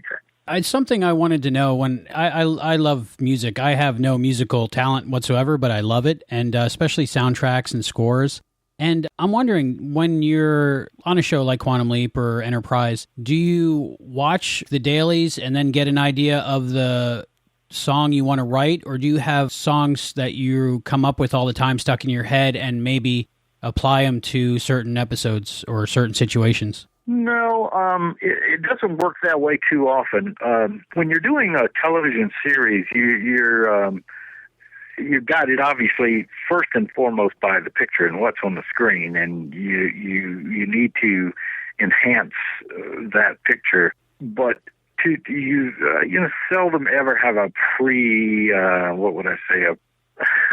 a pre-mental picture of music that's going to happen, and then you plug it in somewhere. It almost never happens that way. But for the most part, almost on a series such as Quantum Leap, it goes so fast because they're producing so many episodes that they would give me we would see a rough cut of the show before it was finally edited, but it would give me a very good idea of what the final show was going to be like. So instead of maybe an hour, it might be just put together and be an hour, 45 minutes, or 2 hours long. It's going to be edited and changed, but it gives you a good idea of what that show is going to be like. So then I can go home and formulate themes, formulate ideas, and if I have an unusual stroke of brilliance, I would call Don Belisario and say, hey, I was thinking about doing this or something, and run it by him. But I'll tell you, it's a fast and furious process in television, and you don't have time to really sit and ruminate a whole lot. You just have to do it. And so that's the way it works. You get a rough picture, and you just start in. In today's age of digital downloads and iTunes and Amazon, what is the best way for your fans, people that want to support you, to buy your music? Is it digital or still like CDs? Well, in terms of Quantum Leap, it would have to be the CDs.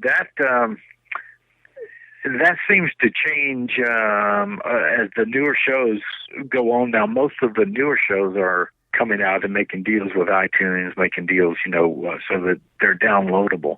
That, of course, was not possible when we first started doing Quantum Leap. So, I don't really know how that would work on a show like Enterprise. I don't think most of that music is available as downloads. I don't know for sure. I haven't looked. Does a composer get residuals? Very, very small amounts, yes, but very small amounts. Enough to buy a Starbucks coffee, maybe. Well, that's quite a bit nowadays, though. Well, that's true. That's true. It's going up. I read in your bio that you worked with Ray Charles. Yeah, I sure did, yeah.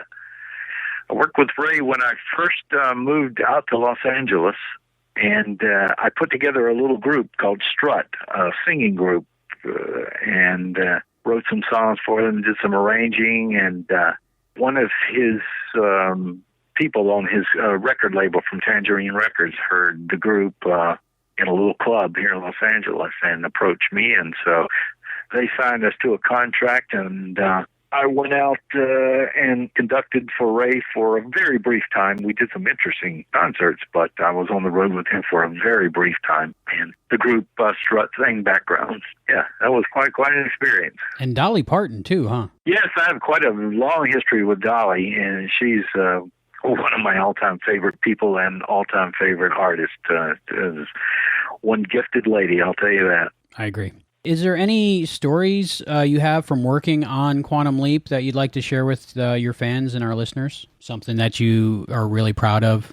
Well, I would think, the most proud moment was at the end of the Kennedy episode in the final season, because that was such a difficult show to do, and it was a huge orchestra, and we had such limited time and to do it, and I thought that we were able to pull that off in an amazing fashion, really. I really did. And that was one of those scores that I thought going in, or coming out of it, I should say, that I thought was certainly Emmy worthy. And, and we didn't win. So, but I thought it was a really, really good score. And so that was my favorite musical memory, I think. But I'll tell you one interesting aside about Quantum Leap, and this that I was speaking to earlier in this interview, was talking about the variety of music every week, how it reflected different time periods. I remember very well in that episode with Kennedy, and we had a massive symphony orchestra over on the NBC lot, and we recorded it, and it was so exciting and bombastic and big. And then the next week, the very next episode was, I don't remember the title, but I only used two musicians. I used a jazz violin player and I think and a guitar. I mean, it was just sort of a jazz fiddle sort of score. So to go from, 100 musicians one week to two the next week was pretty interesting. Like you were saying, the different settings each episode, so it required different things. Yeah, it did. It did. There was a lot of times I really had to do my homework, because no matter how good a composer you are, there are genres that you just don't know as well and don't do as well as some others. So there were a lot of times when I go, wow, I really got to go do my homework. So thank you so much for joining us. Very much appreciated that you took the time to talk to us today. Okay, well, thank you. I enjoyed talking to you.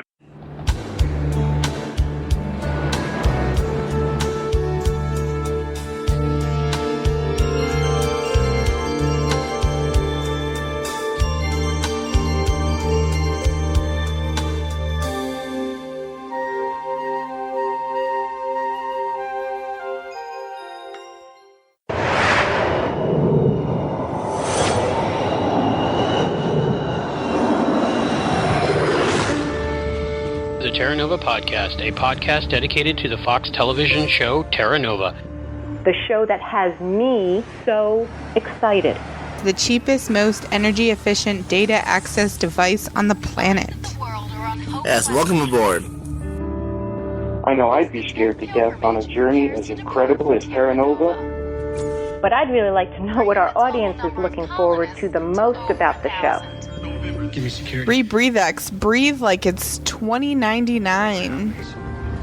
Terra Nova seems a little like Jurassic Park, maybe a little Back to the Future, with the adventures of Indiana Jones. I'm looking forward to it. The TerraNovaPodcast.com. Go to TerraNovaPodcast.com to subscribe to our podcast through iTunes. Well, what are you waiting for?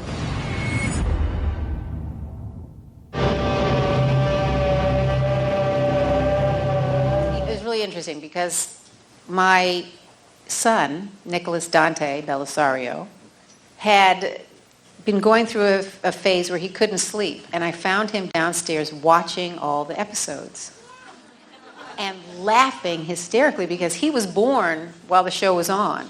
So he kind of missed out on it. I mean, Troy she got to be in Another Mother, and she's turned into, I think, a really marvelous actress. And I share this story because when she did Another Mother, she was 4 years old. And I'm on the set, and it's her first day, and I come out of my office and come down. They've got her in her little costume, and I'd worked on her lines with her, and we're on the set, and Dean Stockwell walks on the set. And he'd met her before because she'd been down there. And he looked at her, and he looked at me, and he looked at her again, and he came over to me and said, "What is she doing here?" And I said, "Oh, I wrote an episode for her so she could see what Mommy and Daddy do and be a part of it." And he said, "Do you need the money?" And I said, no. What do you mean? He said, "Do not take away her childhood." That's right. And I saw 50 years of his life. He started at 5 years old on Broadway. And it gave me chills. And I remember after the show aired, we got calls for movies, we got calls for television miniseries for her to go to work. And I could not get Dean's message out of my head. And I looked at my 4-year-old daughter, she was so wonderful because it was so natural to her. And her attitude was we can only use it for this much time to rehearse. And she would say, "Why is someone saying my lines?" So I waited, and I said to her, "When you're ready, you'll come back to this." And where we lived, the Olsen twins lived across the street, and they would pedal on their little bicycles and come up and play with her when they were 6 years old. And I remember taking it was Troyan's birthday, maybe her 6th or 7th birthday, and I took a bunch of kids to the VIP tour at Universal, and the Olsen twins were with us. I didn't think anything of it until we got off the tram to get something to eat, and I looked up, and there were 300 people around them. And I realized these young girls would never have a life like I was able to give my daughter by making this choice. So I'm grateful for Dean, and I'm just glad that now that she's saying, "Okay, I still want to do this," she's doing it on her decision and her time, and she got to be a kid, and she got to be a teenager, and all that kind of good stuff. So thank you, Dean. This is Jane Sibbett, and you are listening to the Quantum Leap Podcast. That was a really cool interview. I think this is our first one with a behind-the-scenes crew, right? Yeah, I mean, it's a really good interview to have someone with a production person of that level. It's cool that he was also on Enterprise with Scott Bakula. So, and the song was really cool, and that they did it together was even cooler. Yeah, I love that song, and I had no idea that they wrote it together. I just thought it was a cover, just because it was so good. I just assumed it was from something else. So after talking to him, do you think he's even cooler than you thought before? Oh, yeah. Your interviews are usually pretty good, but it's nice to get to know the people that put Quantum Leap together just a little bit more. I'd like to think they're getting a little bit better as we go because I'm getting a little bit more comfortable. It's a little intimidating talking to all these people that were a part of such a great show. We have a lot of feedback for this episode, don't we? Yay, feedback. Woohoo! We have a voicemail from Phil. He's one of the two of our favorite Aussies. Or maybe they're the same. No, they're definitely different people. G'day, Albie and Heather. This is Phil, sending you another voicemail from down under. I hope I sound better this time. I didn't mention it, but on the last voicemail I left, I was actually getting over the flu, and probably didn't sound like my usual chipper self, so hopefully I come through sounding more animated this time. Anyway, I figured that now that I'm up to date with the podcast, and now that QLP is the life for me, I thought I'd call in again and share a few more thoughts, because I realised that while I've had a lot to say about how much I enjoy your podcast in my previous communication, I haven't said very much so far about Quantum Leap itself and why I'm such a big fan. So I wanted to talk about the show, since it's the reason we're all here on this journey together. Brittany and I are getting close to the end of Season 2 in our Quantum Leap watching, which is a treat for me, because right now we're watching the episodes that were actually among the first episodes of Quantum Leap that I originally saw back in the late 90s. Unlike you, Albie, I wasn't actually lucky enough to start watching Quantum Leap from the beginning, so I had to discover Season 1 and the earlier episodes of Season 2 later on. It's funny that the first episode you tasked me with recapping was Another Mother, because that was the first episode of Quantum Leap that I ever saw. I didn't see the whole episode, just a couple of scenes with Kevin and his buddies, which made me think that the show was some kind of high school drama, believe it or not. I didn't even know it was called Quantum Leap. Then I watched the All Americans episode in full, and that episode taught me about the show and what was going on, and I was hooked. I watched the rest of the series from that point, and I didn't miss a single episode. There are some great things I've always loved about Quantum Leap, and which set it apart from a lot of other shows I like. The first one is that every episode is different. A different place, a different time, a different story with different characters, and perhaps most importantly, a different setting. You can think about any number of TV shows that you're a fan of, and I'll bet you that most, if not all of them, are largely set around a small number of regular locations. The characters on Buffy the Vampire Slayer were always at Sunnydale High, at least in the show's early years. Then they were always at Buffy's house, or the Bronze, or the Magic Shop. The characters on MASH were always at the hospital. The characters on Cheers are always in the bar. The characters on How I Met Your Mother were often found at Ted's apartment or at McLaren's bar. The characters on True Blood would be at Sookie's house, or at Merlotte's, or at Fantasia. And while having regular, familiar settings in an episodic television series is certainly no bad thing, the fact that every episode of Quantum Leap is set in an entirely different place and time makes it unique, because you never know where or when Sam and Al are going to end up next. Only the brief cliffhanger at the end of each episode gives any hint of what is to come. Which brings me to the second reason I love Quantum Leap. Never before or since has a TV series made such a consistently effective use of the classic end-of-episode teaser. As well-written and compelling as the individual episodes of Quantum Leap are, particularly those with a significant message to impart, when it comes to the simple experience of watching and enjoying the show, especially for the first-time viewer, nothing compares to those few brief seconds at the end of every episode where the familiar blue lights surround Sam and you realise he's about to be transported to his next leap and you have no idea of where he's going and can hardly wait to find out. And one way or another, the result is always a surprise. Although it has to be said that the episodes that end with a teaser for an old episode are kind of frustrating.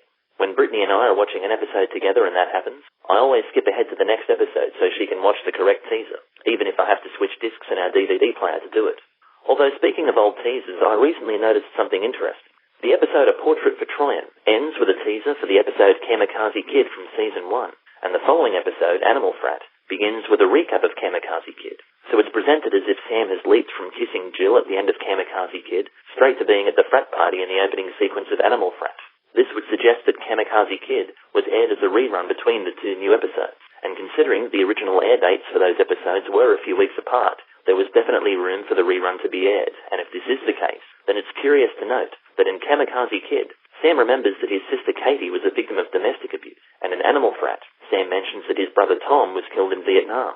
If these two episodes were indeed aired back-to-back, then maybe the writers wanted those two significant details of Sam's family backstory to be fresh in our minds. Perhaps they'll play into an upcoming episode somehow? I guess we'll have to wait and see. But getting back to why I love Quantum Leap, another reason the show is so great is because of the many themes it addresses from episode to episode, and the important issues that are encountered along the way. It's impressive that episodes like The Color of Truth, which deals strongly with the concept of racial prejudice, and Kamikaze Kid, which is a more light-hearted episode on the surface, yet still makes the viewer aware of both the short and long-term effects of domestic violence, occur so early in the series. Certainly the writers weren't afraid of tackling those kind of issues. But maybe the thing I enjoy the most about Quantum Leap is the relationship between its main characters, Sam and Al. In an era of TV series with large ensemble casts and constantly interweaving plot lines and story arcs, watching a show with only two regular characters and an entirely different plot for them to deal with in every episode is definitely a different experience. In a universe where everything around them is constantly changing, Sam and Al are the show's constant, and their friendship is the anchor that holds everything together. I really like that Sam woke up at the beginning of his first leap with almost total amnesia, to the point where he couldn't remember Al at all.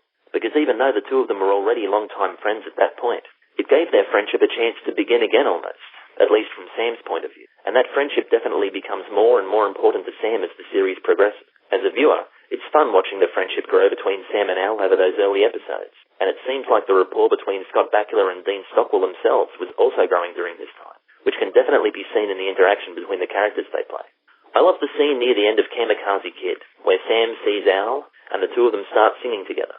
It's little moments like this that show how strong their friendship has gotten and how important a part of the show it really is. And that scene in particular always puts a smile on my face. However, that's not to say that Sam and Al always get along. From time to time, the two of them do butt heads and have different opinions. Maybe over the reason Sam is on a particular leap and what he's there to do, maybe over how to deal with a certain problem at hand, or maybe over an important issue that the two of them are confronted with due to the circumstances surrounding one of Sam's leaps. There are some examples of this in later episodes, so I won't go into details. Overall, though, it's fair to say that Sam and Al are both genuinely good people, just with different opinions in regards to some aspects of life in general.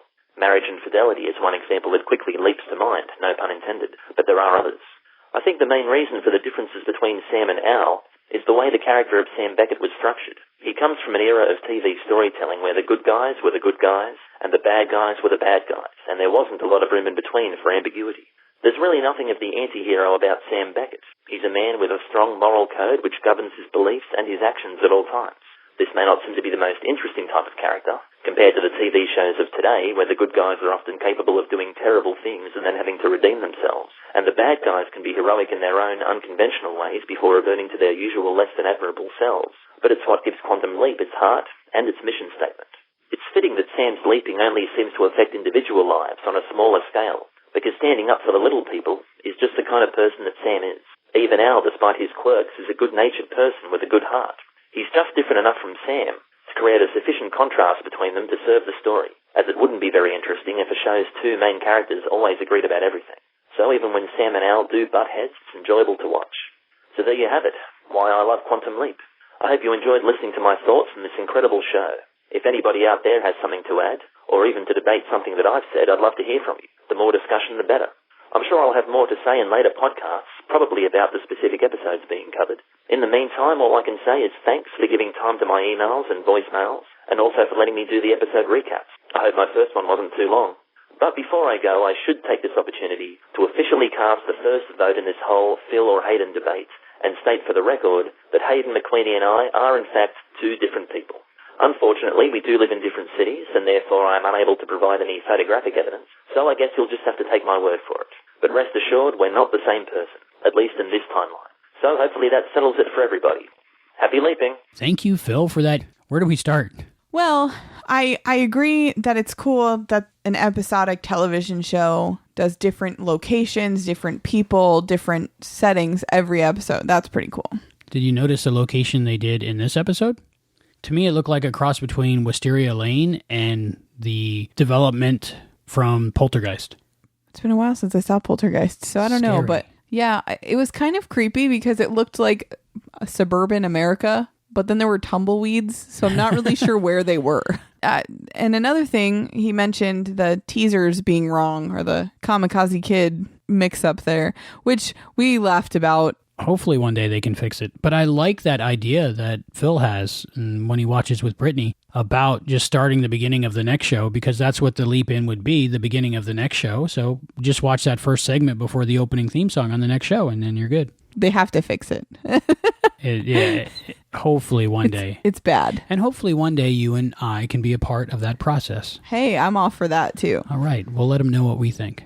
The last thing that I wanted to comment on is the friendship with Al, which we talk about all the time, but it's cool that it did kind of start over and you watch it grow. And I'm sure that Dean and Scott were great friends. If they weren't, they did really good on screen.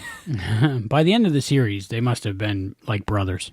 Oh, probably. And now I have a new theory. Phil says he's not Hayden, but remember we asked Juan to work on his Australian accent?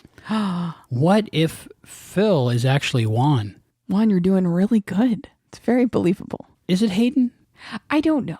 What about this? What if there is no Hayden? What if Phil was Hayden and now Phil is Hayden and Phil? And Juan. He's working hard.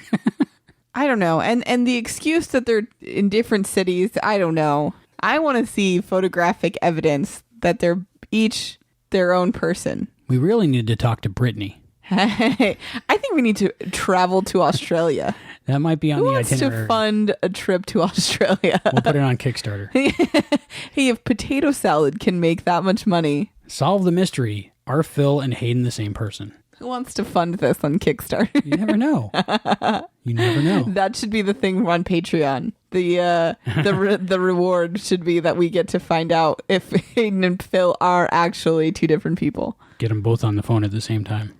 But it could be Juan. See, now, Juan. you just threw that in the mix. Juan, why are you messing with us? It could be John or Tawny. Hey, well, Tawny, that's really good. It could be Jill. Have we ever heard Jill's voice? No. All right. And we have an email from Martin. These emails will be read by Juan.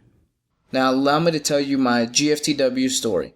1 week ago, both of the headliner I was coming to this convention to see canceled. I had the chance to back out of this trip and go to another convention. I didn't do that for several reasons, not the least of which was because I committed to getting you an interview with Allison Barron. Jump to last night in the VIP party. They had a raffle with many great prizes. One of these is a free VIP pass to a future convention, which I won last night. If I had never started listening to your podcast, I wouldn't have started watching Quantum Leap again. If I hadn't done that, I wouldn't have known that Allison Barron was a guest on an episode in addition to being in Night of the Demons. Had I not known that, I might have canceled my trip without even thinking twice, and I wouldn't have a free VIP for a future show. If this isn't GFTW at work, I don't know what is. What I guess I'm trying to say is thank you for your wonderful podcast. It certainly had a positive impact on my life. Martin Totten. That is amazing, Martin. He went to try to help us out, and look what happened to him. That's a great example of the butterfly effect. Say we didn't make this podcast, he would have never ended up going to that convention, and he would never win that package. So, wow. So you're welcome. I mean. That's pretty cool. And we have another email. This one's from Donnie. Hey, Albie and Heather. I'm writing with a discussion point and a quick question. In your Animal Frat episode, you questioned why there was a debate about Vietnam in a chemistry class instead of a political science class. I think the writers made this choice because university chemistry departments were often the focus of Vietnam War protests back in the 60s. Some of these departments conducted chemical and biological weapons research and also cooperated with Dow Chemical, the company that produced Napalm and Agent Orange, in recruiting students on campus. This is probably why the writers of the episode chose to focus Elizabeth and Duck's attempted bombing on the chemistry building. Hope that helps. Now for the question. You've mentioned in past podcasts the possibility of a Quantum Leap panel at Dragon Con this year. I haven't been able to find anything about it. Do you have any inside information on this? I live in Georgia, so should I be getting my hopes up? Thanks, and keep up the great work. This Quantum Leap fan looks forward to each new release. Donnie. Thank you, Donnie, for that information. That's the great thing about this being a whole Quantum Leap podcast community is there's more than just me and Heather trying to figure this stuff out, because both of us had no idea about that part. So thanks for the information, and now all of us know. And I think we're still waiting to hear back on the Quantum Leap panel for Dragon Con. Nothing's official yet for the Quantum Leap panel, but guess who's going to be on an Originals panel and a Vampire Diaries panel? That would be me. How exciting. I'm very nervous. Oh, you'll be okay.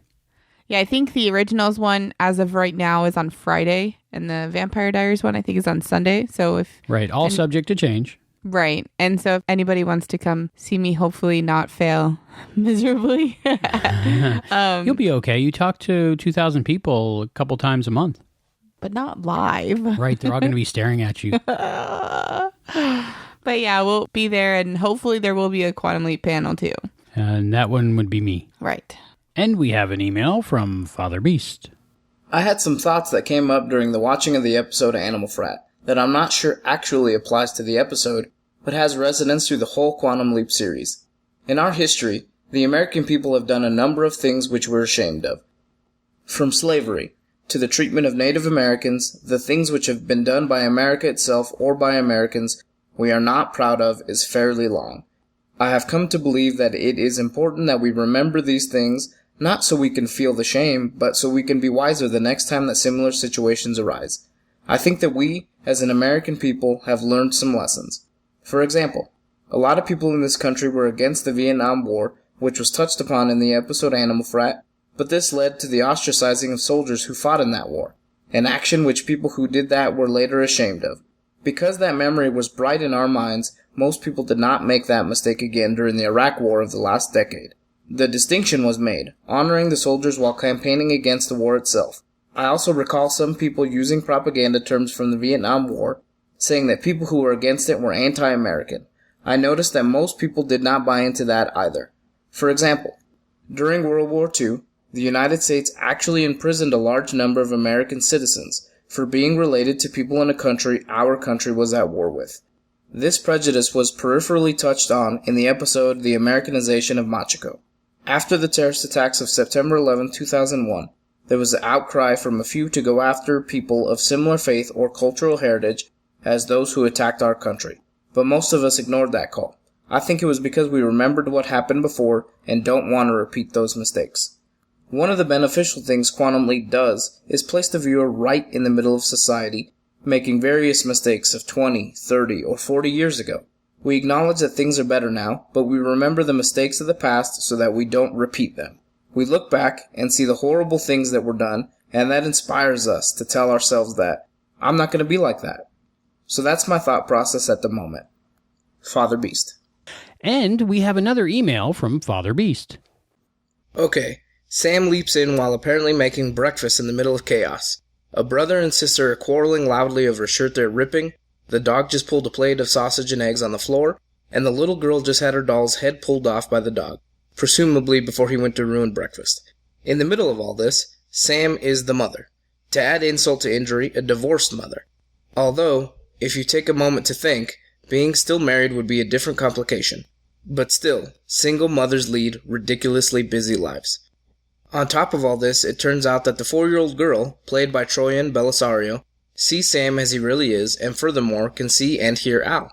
Seeing some strange man wearing her mother's clothes understandably freaks her out, but then she adjusts to these angels in her home and is just unbearably cute for the entire rest of the episode.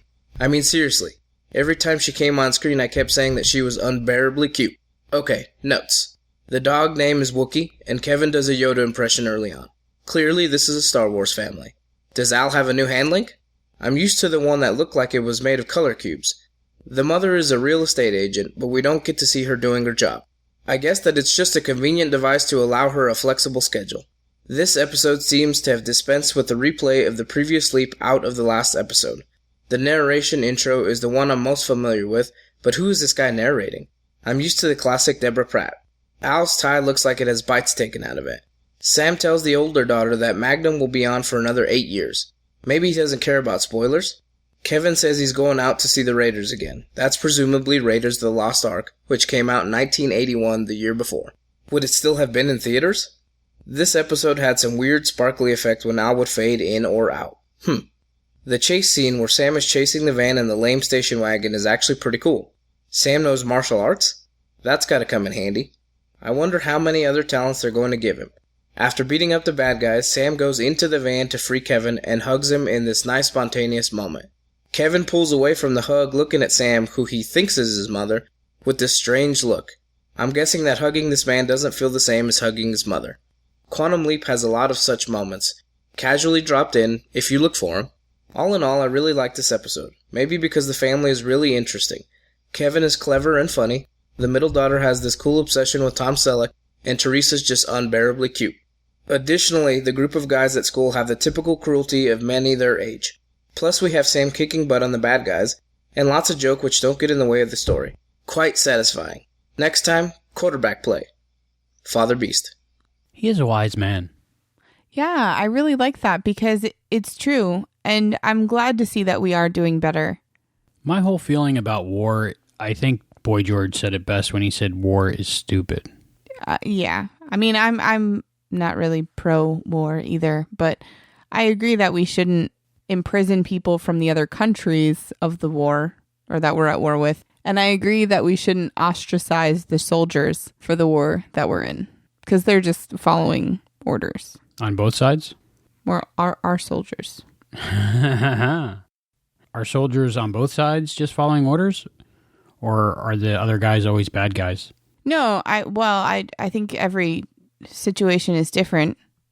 Okay. And thank you for that, Father Beast. Always great insight. This one's from JL. Hi, Albie and Heather. I've been listening to your Quantum Leap podcast since the beginning and have really enjoyed it. Figured now was a good time to drop you a note since you're on the verge of covering one of my favorite episodes, Another Mother. Like many of your listeners, Quantum Leap was my favorite show growing up and a big influence on who I am today. Another Mother is always one of the first episodes that comes to mind when reminiscing about it. I think one of the reasons it stuck with me for so long is due to what may be the single most memorable quote from the entire series. "That's not my mommy, that's a man." Only Quantum Leap could have a line like this be both a surprise twist and still make perfect sense. As much as I vividly remember that quote, on the other hand, my Swiss cheese brain always mistakenly remembers Al's alphabet rap as being from this episode when it's actually from Shock Theater at the end of Season 3. Memory's a funny thing. Anyways, I'm looking forward to hearing your thoughts on this episode. Keep up the good work. Best, JL. Thank you so much, JL. It's nice to hear from new listeners. That's one of the cutest lines that she says.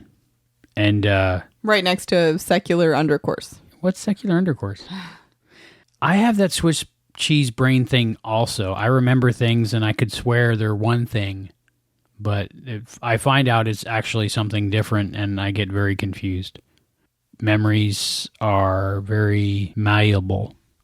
Yeah, and I think if you watched something 20 years ago, I think that it's different than if you watched it recently. Like, because you remember a lot of it as a whole. Like, you probably remember Quantum Leap as a whole instead of each individual episode. And who knows how I put those files in my brain in what order. You got to organize your brain filing cabinet.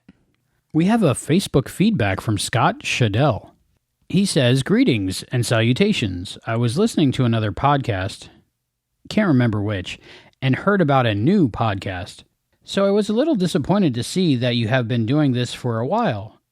As of this point in the space-time continuum, I am finishing episode 11. I have been following along with you and watching, then listening to the podcast. I remember watching the show when it aired and loving it. I was very upset that at the start there are people who are hating on you. Both of you are nice and good hosts. Keep up the good work.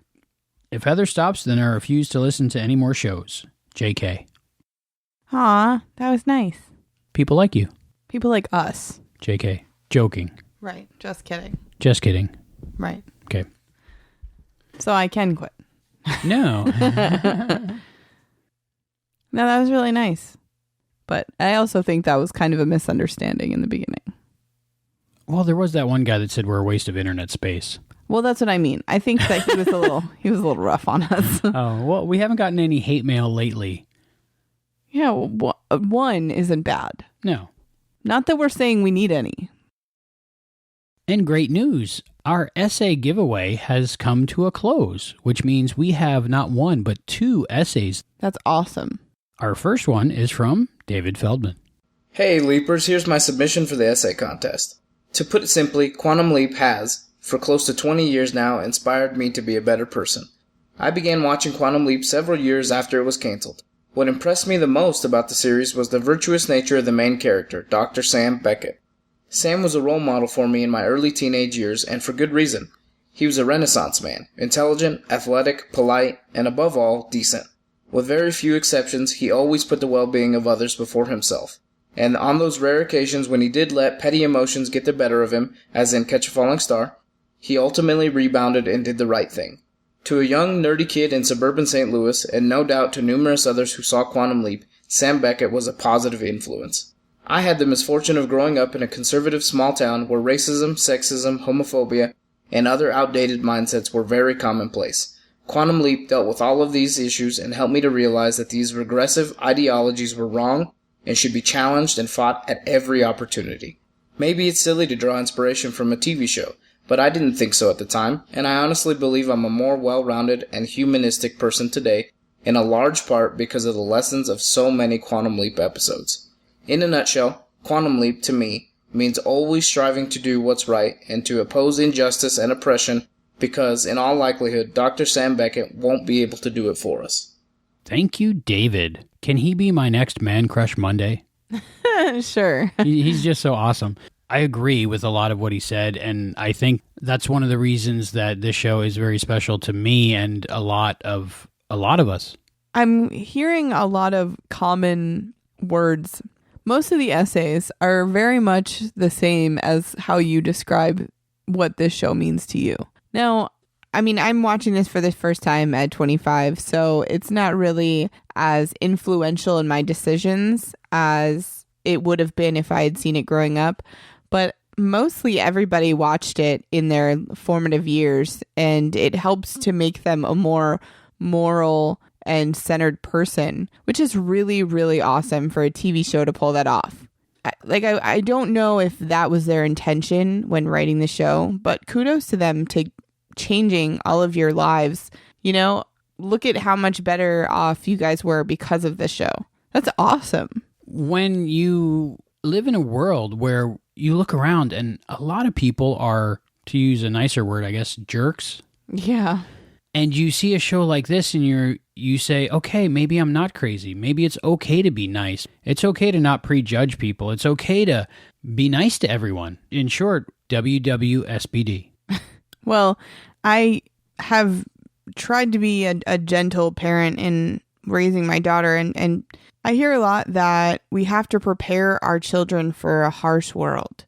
But aren't our children the next generation? So if you guys watch this show growing up and it affected you and made you better people, then maybe that is a clue that we should be, I don't know, streaming the Quantum Leap in the schools. I don't know. That's an idea. It should be a required course in high school, middle school. If there are life lessons to be learned at a young age, these are it. And I don't know. I just think it's cool that everybody's essay is pretty similar in saying that growing up, this helped them be better people. And now we have an essay from Donnie.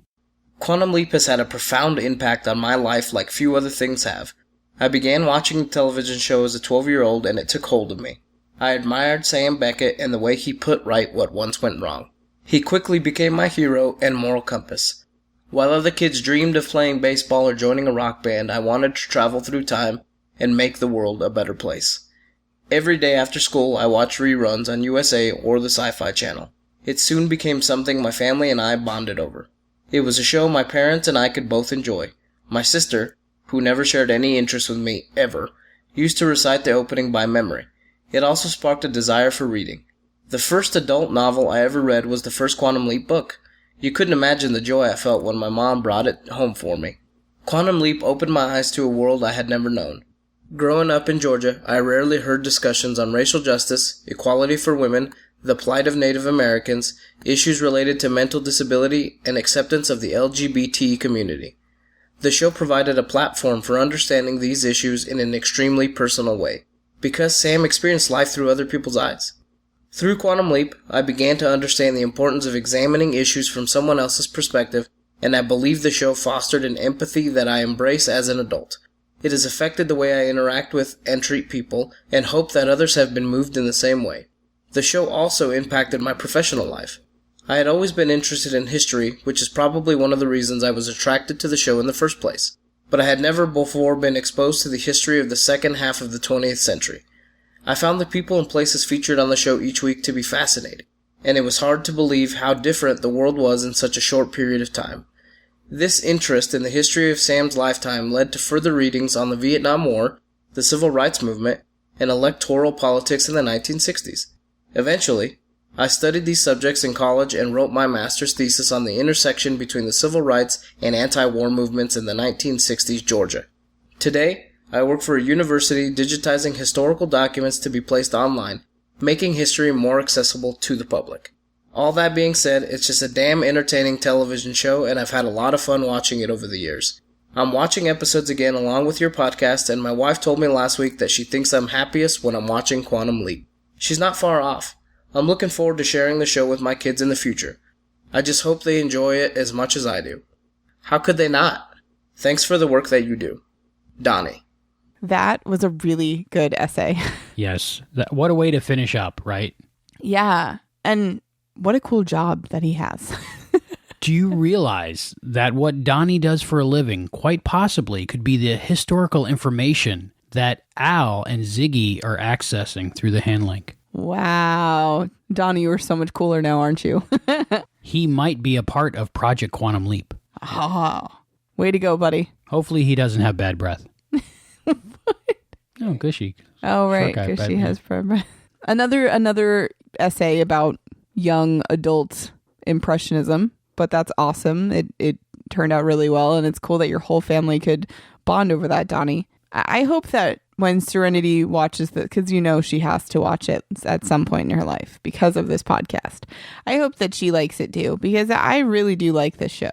It really, if not teaches you to be a better person, it reinforces your beliefs already to be a kind person, to be a better person towards others. And I think it affected my life as well, similarly, as in David and Donnie, where I help people. If I have a chance to, I help people to where I put others before myself. Anytime I see someone that I can help, I help.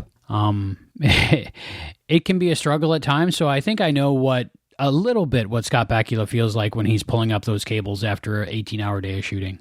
But, it just, if you can help, why not help? Well, and I think, I don't know, I always think back to the Maya Angelou quote that said, "Now that I know better, I do better." So I think that showing people how to make the world a better place can make them do better. It's awesome that as a society now, all of us have something we can look to help us determine right from wrong. Yes. And how to live our lives. And this is a great example. Both David and Donnie have comic books on their way. Probably have them in their hand by the time they're listening to this. Probably. So thank you so much. The next phase of our giveaway is to win that C. Winston Taylor signed comic book lithograph art portfolio. It's really nice. It's huge and it's really cool. So this is a cool prize. And everyone who has submitted an essay up to this point that isn't a part of the podcast crew is eligible to win the grand prize in the giveaway. So stay tuned for more details. The winner will be chosen by you. You can still submit essays, but that's it for the comic books. But they will be read on the show, and we would still love to hear them. I would just like to take a second and wish Phil Doherty a happy birthday. We don't normally do that, but I just happened to know it was his birthday the other day. So happy birthday, Phil. And thank you so much to Tom Quinn. He sent us a very special delivery this week. We got Ellie badges. I don't know if you've ever seen the movie Up. I love that movie. It is a Disney Pixar film about a couple who falls in love. And if you watch the first 10 minutes or so, you'll be bawling your eyes out. It's very sad. But it's amazing. It's an amazing love story. And it's a great, great movie. And there's a grape soda bottle cap pin that he wears that Ellie puts on him in the beginning of the movie. And we actually have our own Ellie badges now from Tom Quinn. He sent us 3. Yes, and Serenity loves her. She had it on all day the first day we got them, and she just kept looking down and was like, "Look what I have on me." She was so excited. And we had to watch Up that day. Yeah, and she liked the movie. That was the first time I think we watched it with her. Yeah, she met everybody from Up, but I think that's the first time she saw the movie. And we met them before we saw the movie. I was like, "Hey, you? Yeah, Up people?" And then I saw the movie and I was like, we met them. Yeah, it was really cool. Yeah, great movie. And thank you so much, Tom. Yeah, that was really cool. Thank you so much. There are many ways to send feedback to the Quantum Leap Podcast. You can go to quantumleappodcast.com and find out all the ways. You can email us at quantumleappodcast@gmail.com. Please like our Facebook page and get involved in our Facebook community. And you can find us at facebook.com/quantumleappodcast. We are on Twitter. We are at Quantum Leap Pod. We also have an Instagram account, Quantum Leap Podcast. Tag us in your Quantum Leap photos. Or you can call us at 707-847-6682, just like Phil did. And we want to hear from you. Heather, do you have any trivia? Yeah. Well, in the beginning, it's a different opening, obviously. Still freaks me out. Well, it was narrated by Lance Legault. Hopefully I said that right. But that is the guy who narrated this opening. I think he did a good job. I just like Deborah Pratt a little bit better. And I didn't mind him at all. I think it was just different. And I was like, whoa, what? And remember you mentioned that the little suburban town looked a little like Poltergeist? It did, like eerily similar. The opening aerial shots of the neighborhood are actually the same shots that were used in the opening of Poltergeist. Really? That's what it says, yeah. Oh, that's cool. Maybe that's why it looked similar to my brain. That's probably why. Maybe I was like, that looks like Poltergeist. Because it was. How crazy is that? Go me for kind of figuring that out without knowing it. Yeah. When Susan was watching Magnum P.I. Yes. Well, Susan was watching Magnum P.I. on Wednesday, September 30th, 1981. However, Magnum P.I.'s second season first aired on Thursday, October 8th, 1981. So they were a couple months off if she was in fact watching the second season. 81? Yeah, she might have had it on. No, it wasn't released on home video. Did they do reruns? If only they had someone around who was involved in the production of Magnum P.I., they would know when it aired. Yeah, I don't know. I guess it was only a month off. Yeah, that's not so bad. But it was nice to see Magnum P.I. It almost made me want to watch that episode. Throughout the whole series, we never find out if Al goes back to Teresa. That kind of makes me sad. Can I talk about that for a little bit? Of course. Martin left us a Facebook comment with a link to an article about the 8 sad truths you realize when you rewatch Quantum Leap. And the article is by Kelly Conda, and he mentions number 5. And let me read that to you. Al totally Amy Ponded a poor little girl, except even worse. In the Doctor Who episode, The 11th Hour, the Doctor encounters an adorable little Scottish girl named Amelia Pond. He promises to take her to the stars and on an adventure, but when he fails to return, she has to go through years of therapy as no one believed her tale of a raggedy doctor who literally fell from the sky. The thing here is that, crucially, the Doctor did eventually come back, and he never intentionally misled poor Amelia. He just really sucks at getting time coordinates right. You remember that episode? I do. Love that episode. The Raggedy Doctor. Amy Pond. Okay. So what then do we make of the final scene from the season 2 episode of Quantum Leap, Another Mother? By this point, the only thing preventing Sam from leaping is Al's need to say goodbye to the adorable daughter of the woman Sam leapt into. Falling into that kid mentally challenged animal spectrum of people who can actually see Al other than Sam, the girl had grown attached to Al and him to her. What proceeds is a genuinely sweet scene between a young child actress who mostly flashes her big white eyes at Stockwell as he promises to come back to see her again real soon. Liar. Al can't go back. He's not really a time traveler who can just go anywhere he wants. He is linked to Sam's brain and can only go into a place and time where Sam is present. Unless Sam leaps back into the family with the little girl, Al has no way of following through on his promise. That poor little girl probably had years of therapy after that, refusing to back down from her claims of a strange imaginary man from the future who is going to come back and see her any minute now. Just you wait and see. That is crazy. I didn't make that connection, but now I feel so much worse for Teresa. Right? I'm serious, because Amy Pond had so many problems because of that. Everybody made fun of her because she believed it because it actually happened, but nobody else believed it. Except Rory. Oh, Rory. Poor Rory, the boy who waited. Okay, enough about Doctor Who. Really? I know there's really not ever enough about Doctor Who. Okay. If you haven't watched it, start at the episode Rose. That's all I'm saying. Rose. Okay, anyway. The part that is even worse for Teresa is, so these 2 guys came and my mom left and they had to help my brother.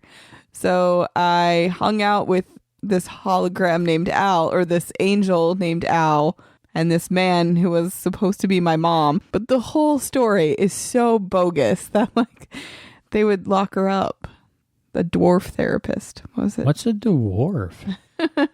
Many ramifications of this leap. That's why I don't understand why Al said that. Unless Al knows who she is and knows her in the future. Maybe she's the LED earrings chick in the first episode. That would be kind of creepy. I don't know. That'd be weird. I don't know. Okay, but thank you, Martin, for that link to that article, and it was really appropriate for this episode. And I wouldn't have thought of it without that.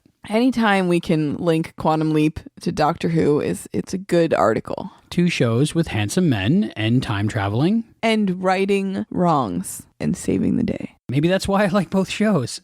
It might be in the time travel. Maybe. Any more trivia? Well, there's some little continuity errors. Okay, I like those. Also, when Sam is attacking the kidnappers, one of them pulls a knife and he's on his right knee, and then they go to the next shot and he's on his left knee. A little bit of a continuity error.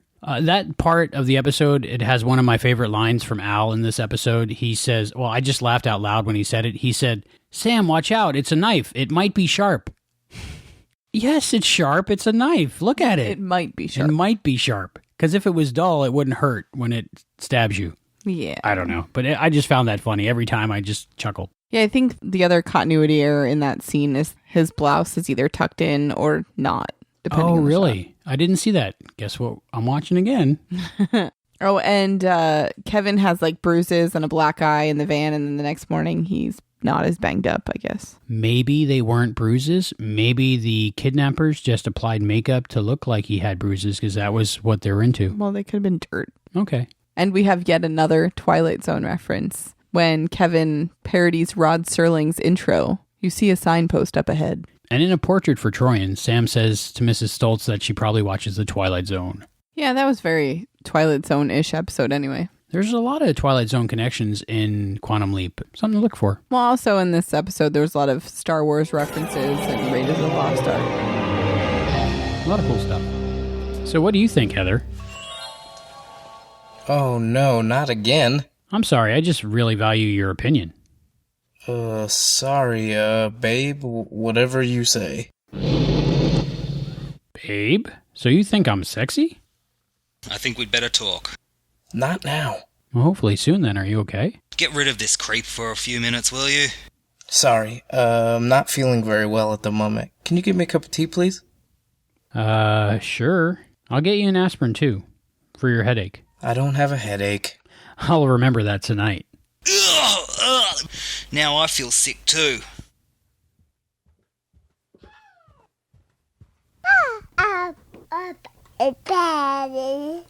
Serenity, you're not supposed to interrupt us while we're recording. You know that. Mama. Where's your mommy? She's right here. Mama. That's not your mommy. That's a man.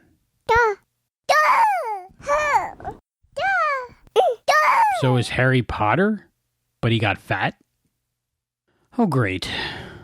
Looks like the podcast is still haunted from the ghost we had on the show a couple of weeks ago.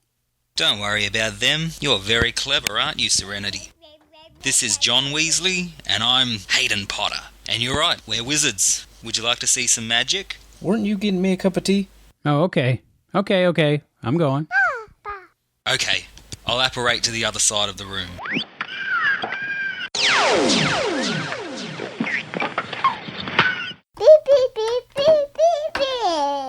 Serenity, come over here. See us in the mirror? Well, that's why your daddy thinks I'm your mommy. We cast a spell. And now for a little while, everyone's gonna think I'm your mommy. To help your daddy. To teach him how to make a good cup of tea. He always messes it up. Now the trick is to leave the tea bag in the cup. Then it gets stronger as you drink it. Actually, Serenity, do you think you could go and tell Daddy that for me, please? Alright, why am I really here, Hayden? Well, this podcast you're recording right now is the last one that's ever made. Wait, what? I got sent here to save the podcast? Yeah, apparently it's really good. If it's so good, why'd they stop making it? Well, Albie, that's your husband, thinks the podcast is haunted, and got so freaked out that he never wanted to make another one. Oh boy. Hayden, do you realize that we're the ones who caused that? Oh, you'd better go talk to him then. What about the recording? I'll hold down the fort. Ziggy says that everyone who listens is mental enough to hear me anyway. I wonder if I can play my theme music through the hand link.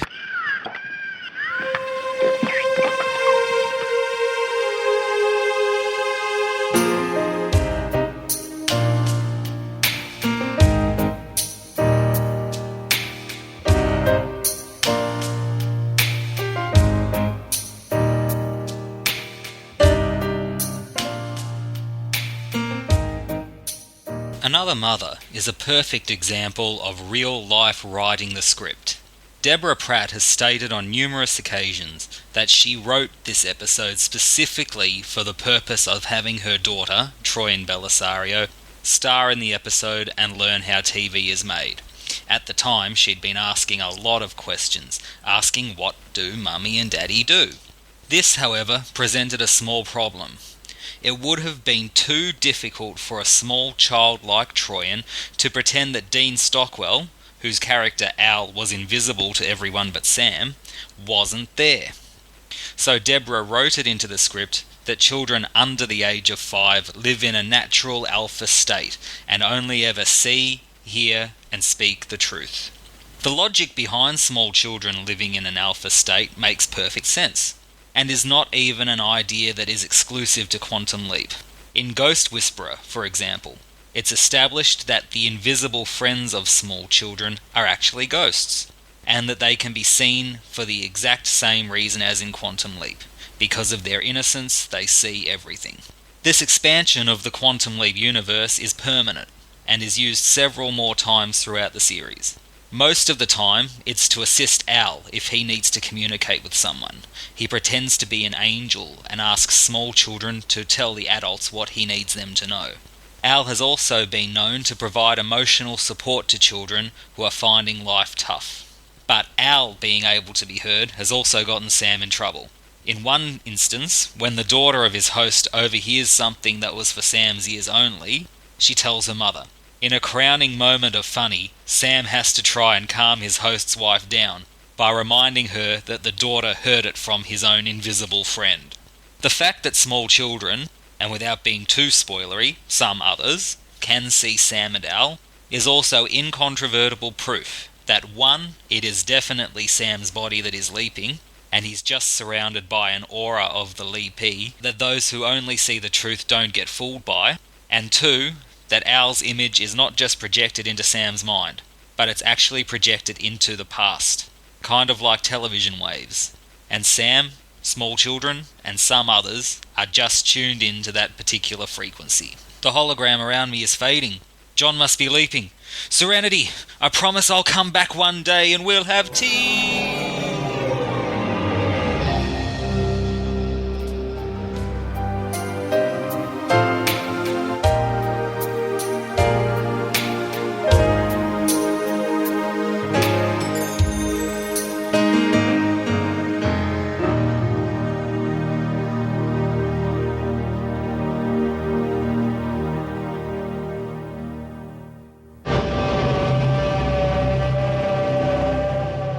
I was wondering if Mr. Bellisario ever thought about having Sam leap into a Star Trek episode.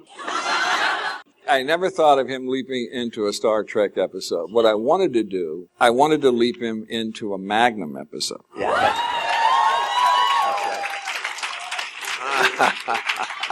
I wanted him to look into a mirror and see Tom Selleck looking back.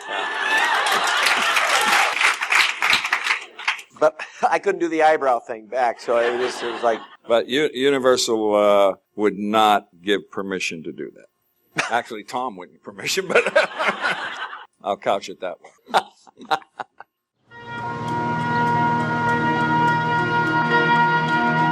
This is great tea that you made, Albie. It's just what I needed after what happened. How did you get the idea to keep the tea bag in it? It's getting stronger as I drink it. It's pretty cool. Actually, Serenity told me to do it. Really? Yeah, and she had me make an extra cup for her new friend, Hayden the Wizard. Wait, what happened? Oh, I just got abducted by aliens. You know, no big deal. Hayden's a wizard? Apparently. So wait, we've got ghosts, wizards, and aliens joining us for this podcast now? Well, I guess our radio signal has actually reached that far into space. I'm glad you convinced me there has to be a logical explanation for everything, because I was really freaking out. How could I have done that from a spaceship? Next time on the Quantum Leap podcast, Sam is trying to win a college football scholarship while trying to prevent his illegal alien mother from being deported. Wait, there's more aliens? They're gonna kill me! There's still Mike. Oh boy. Say something to me in Spanish. Tu casa o mi casa? My place or yours? Al, what happens to Eddie? What happens to me in 62? Let's see, you get a football scholarship to UCLA, which will make your father puff out his chest another 4 inches 3 days after his mother waded across the Rio Grande. 3 days? Yeah. She sneaked across the border 9 months pregnant? Half the schools in this country gotta be after him. They are. Oh, no. What, he gets hurt? No. He throws the game. Your English is getting very good, but you're still having trouble with definitions. To rent means to pay for the use up, and you haven't rented for 3 months. All you've done is use. You owe me $800. I want you to stay away from Julie and his mom. I don't think I heard you, punk. I'll write it down if you can read. So there definitely will be another episode of the podcast, right? Because, wait, why am I worried about that? Yes, there definitely will be. Sounds like you've been in the waiting room absorbing the Leaper's memories. Wait. What?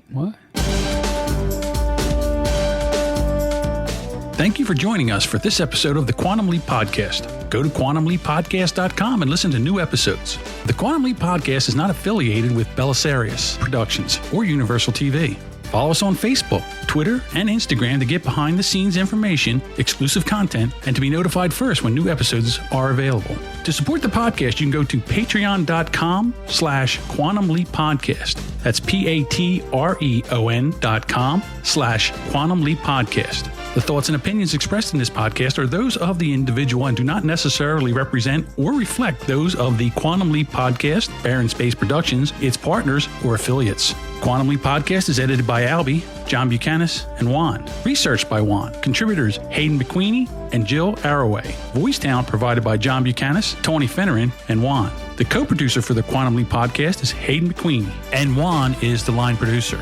The Quantum Leap universe and all it contains is property of Belisarius Productions and Universal TV. No infringement is intended. The Quantum Leap Podcast is a Barron Space production.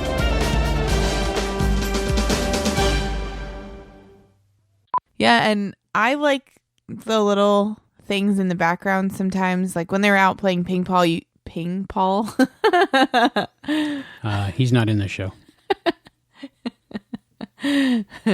Like in the beginning of the episode where he was impersonating Yoga and Yoda. What is wrong with me? It's September 30th, 1981, and Sam has leaped into Lisa Bruckner. Wow. I have some serious issues. It's September 30th, 1981, and Sam has leaped into. It's September 30th, 1981, and Sam has leapt into. It's September 30th, 1981, and Sam has leapt into. Why do I want to say Lisa?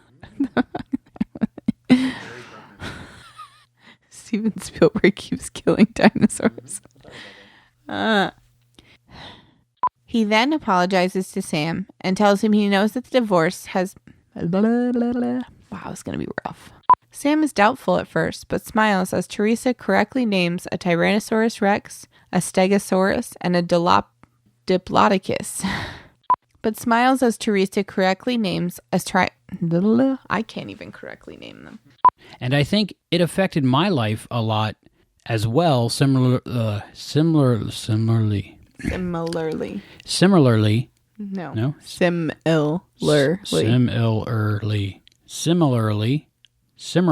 Oh, I had it. I'll get that one. By this point, the only thing preventing Sam from reaching... You did really good reading that. Thank you. I don't know why. You could say apparently, or no, sorry. Just leave my dumbness in there. Okay, if you want me to.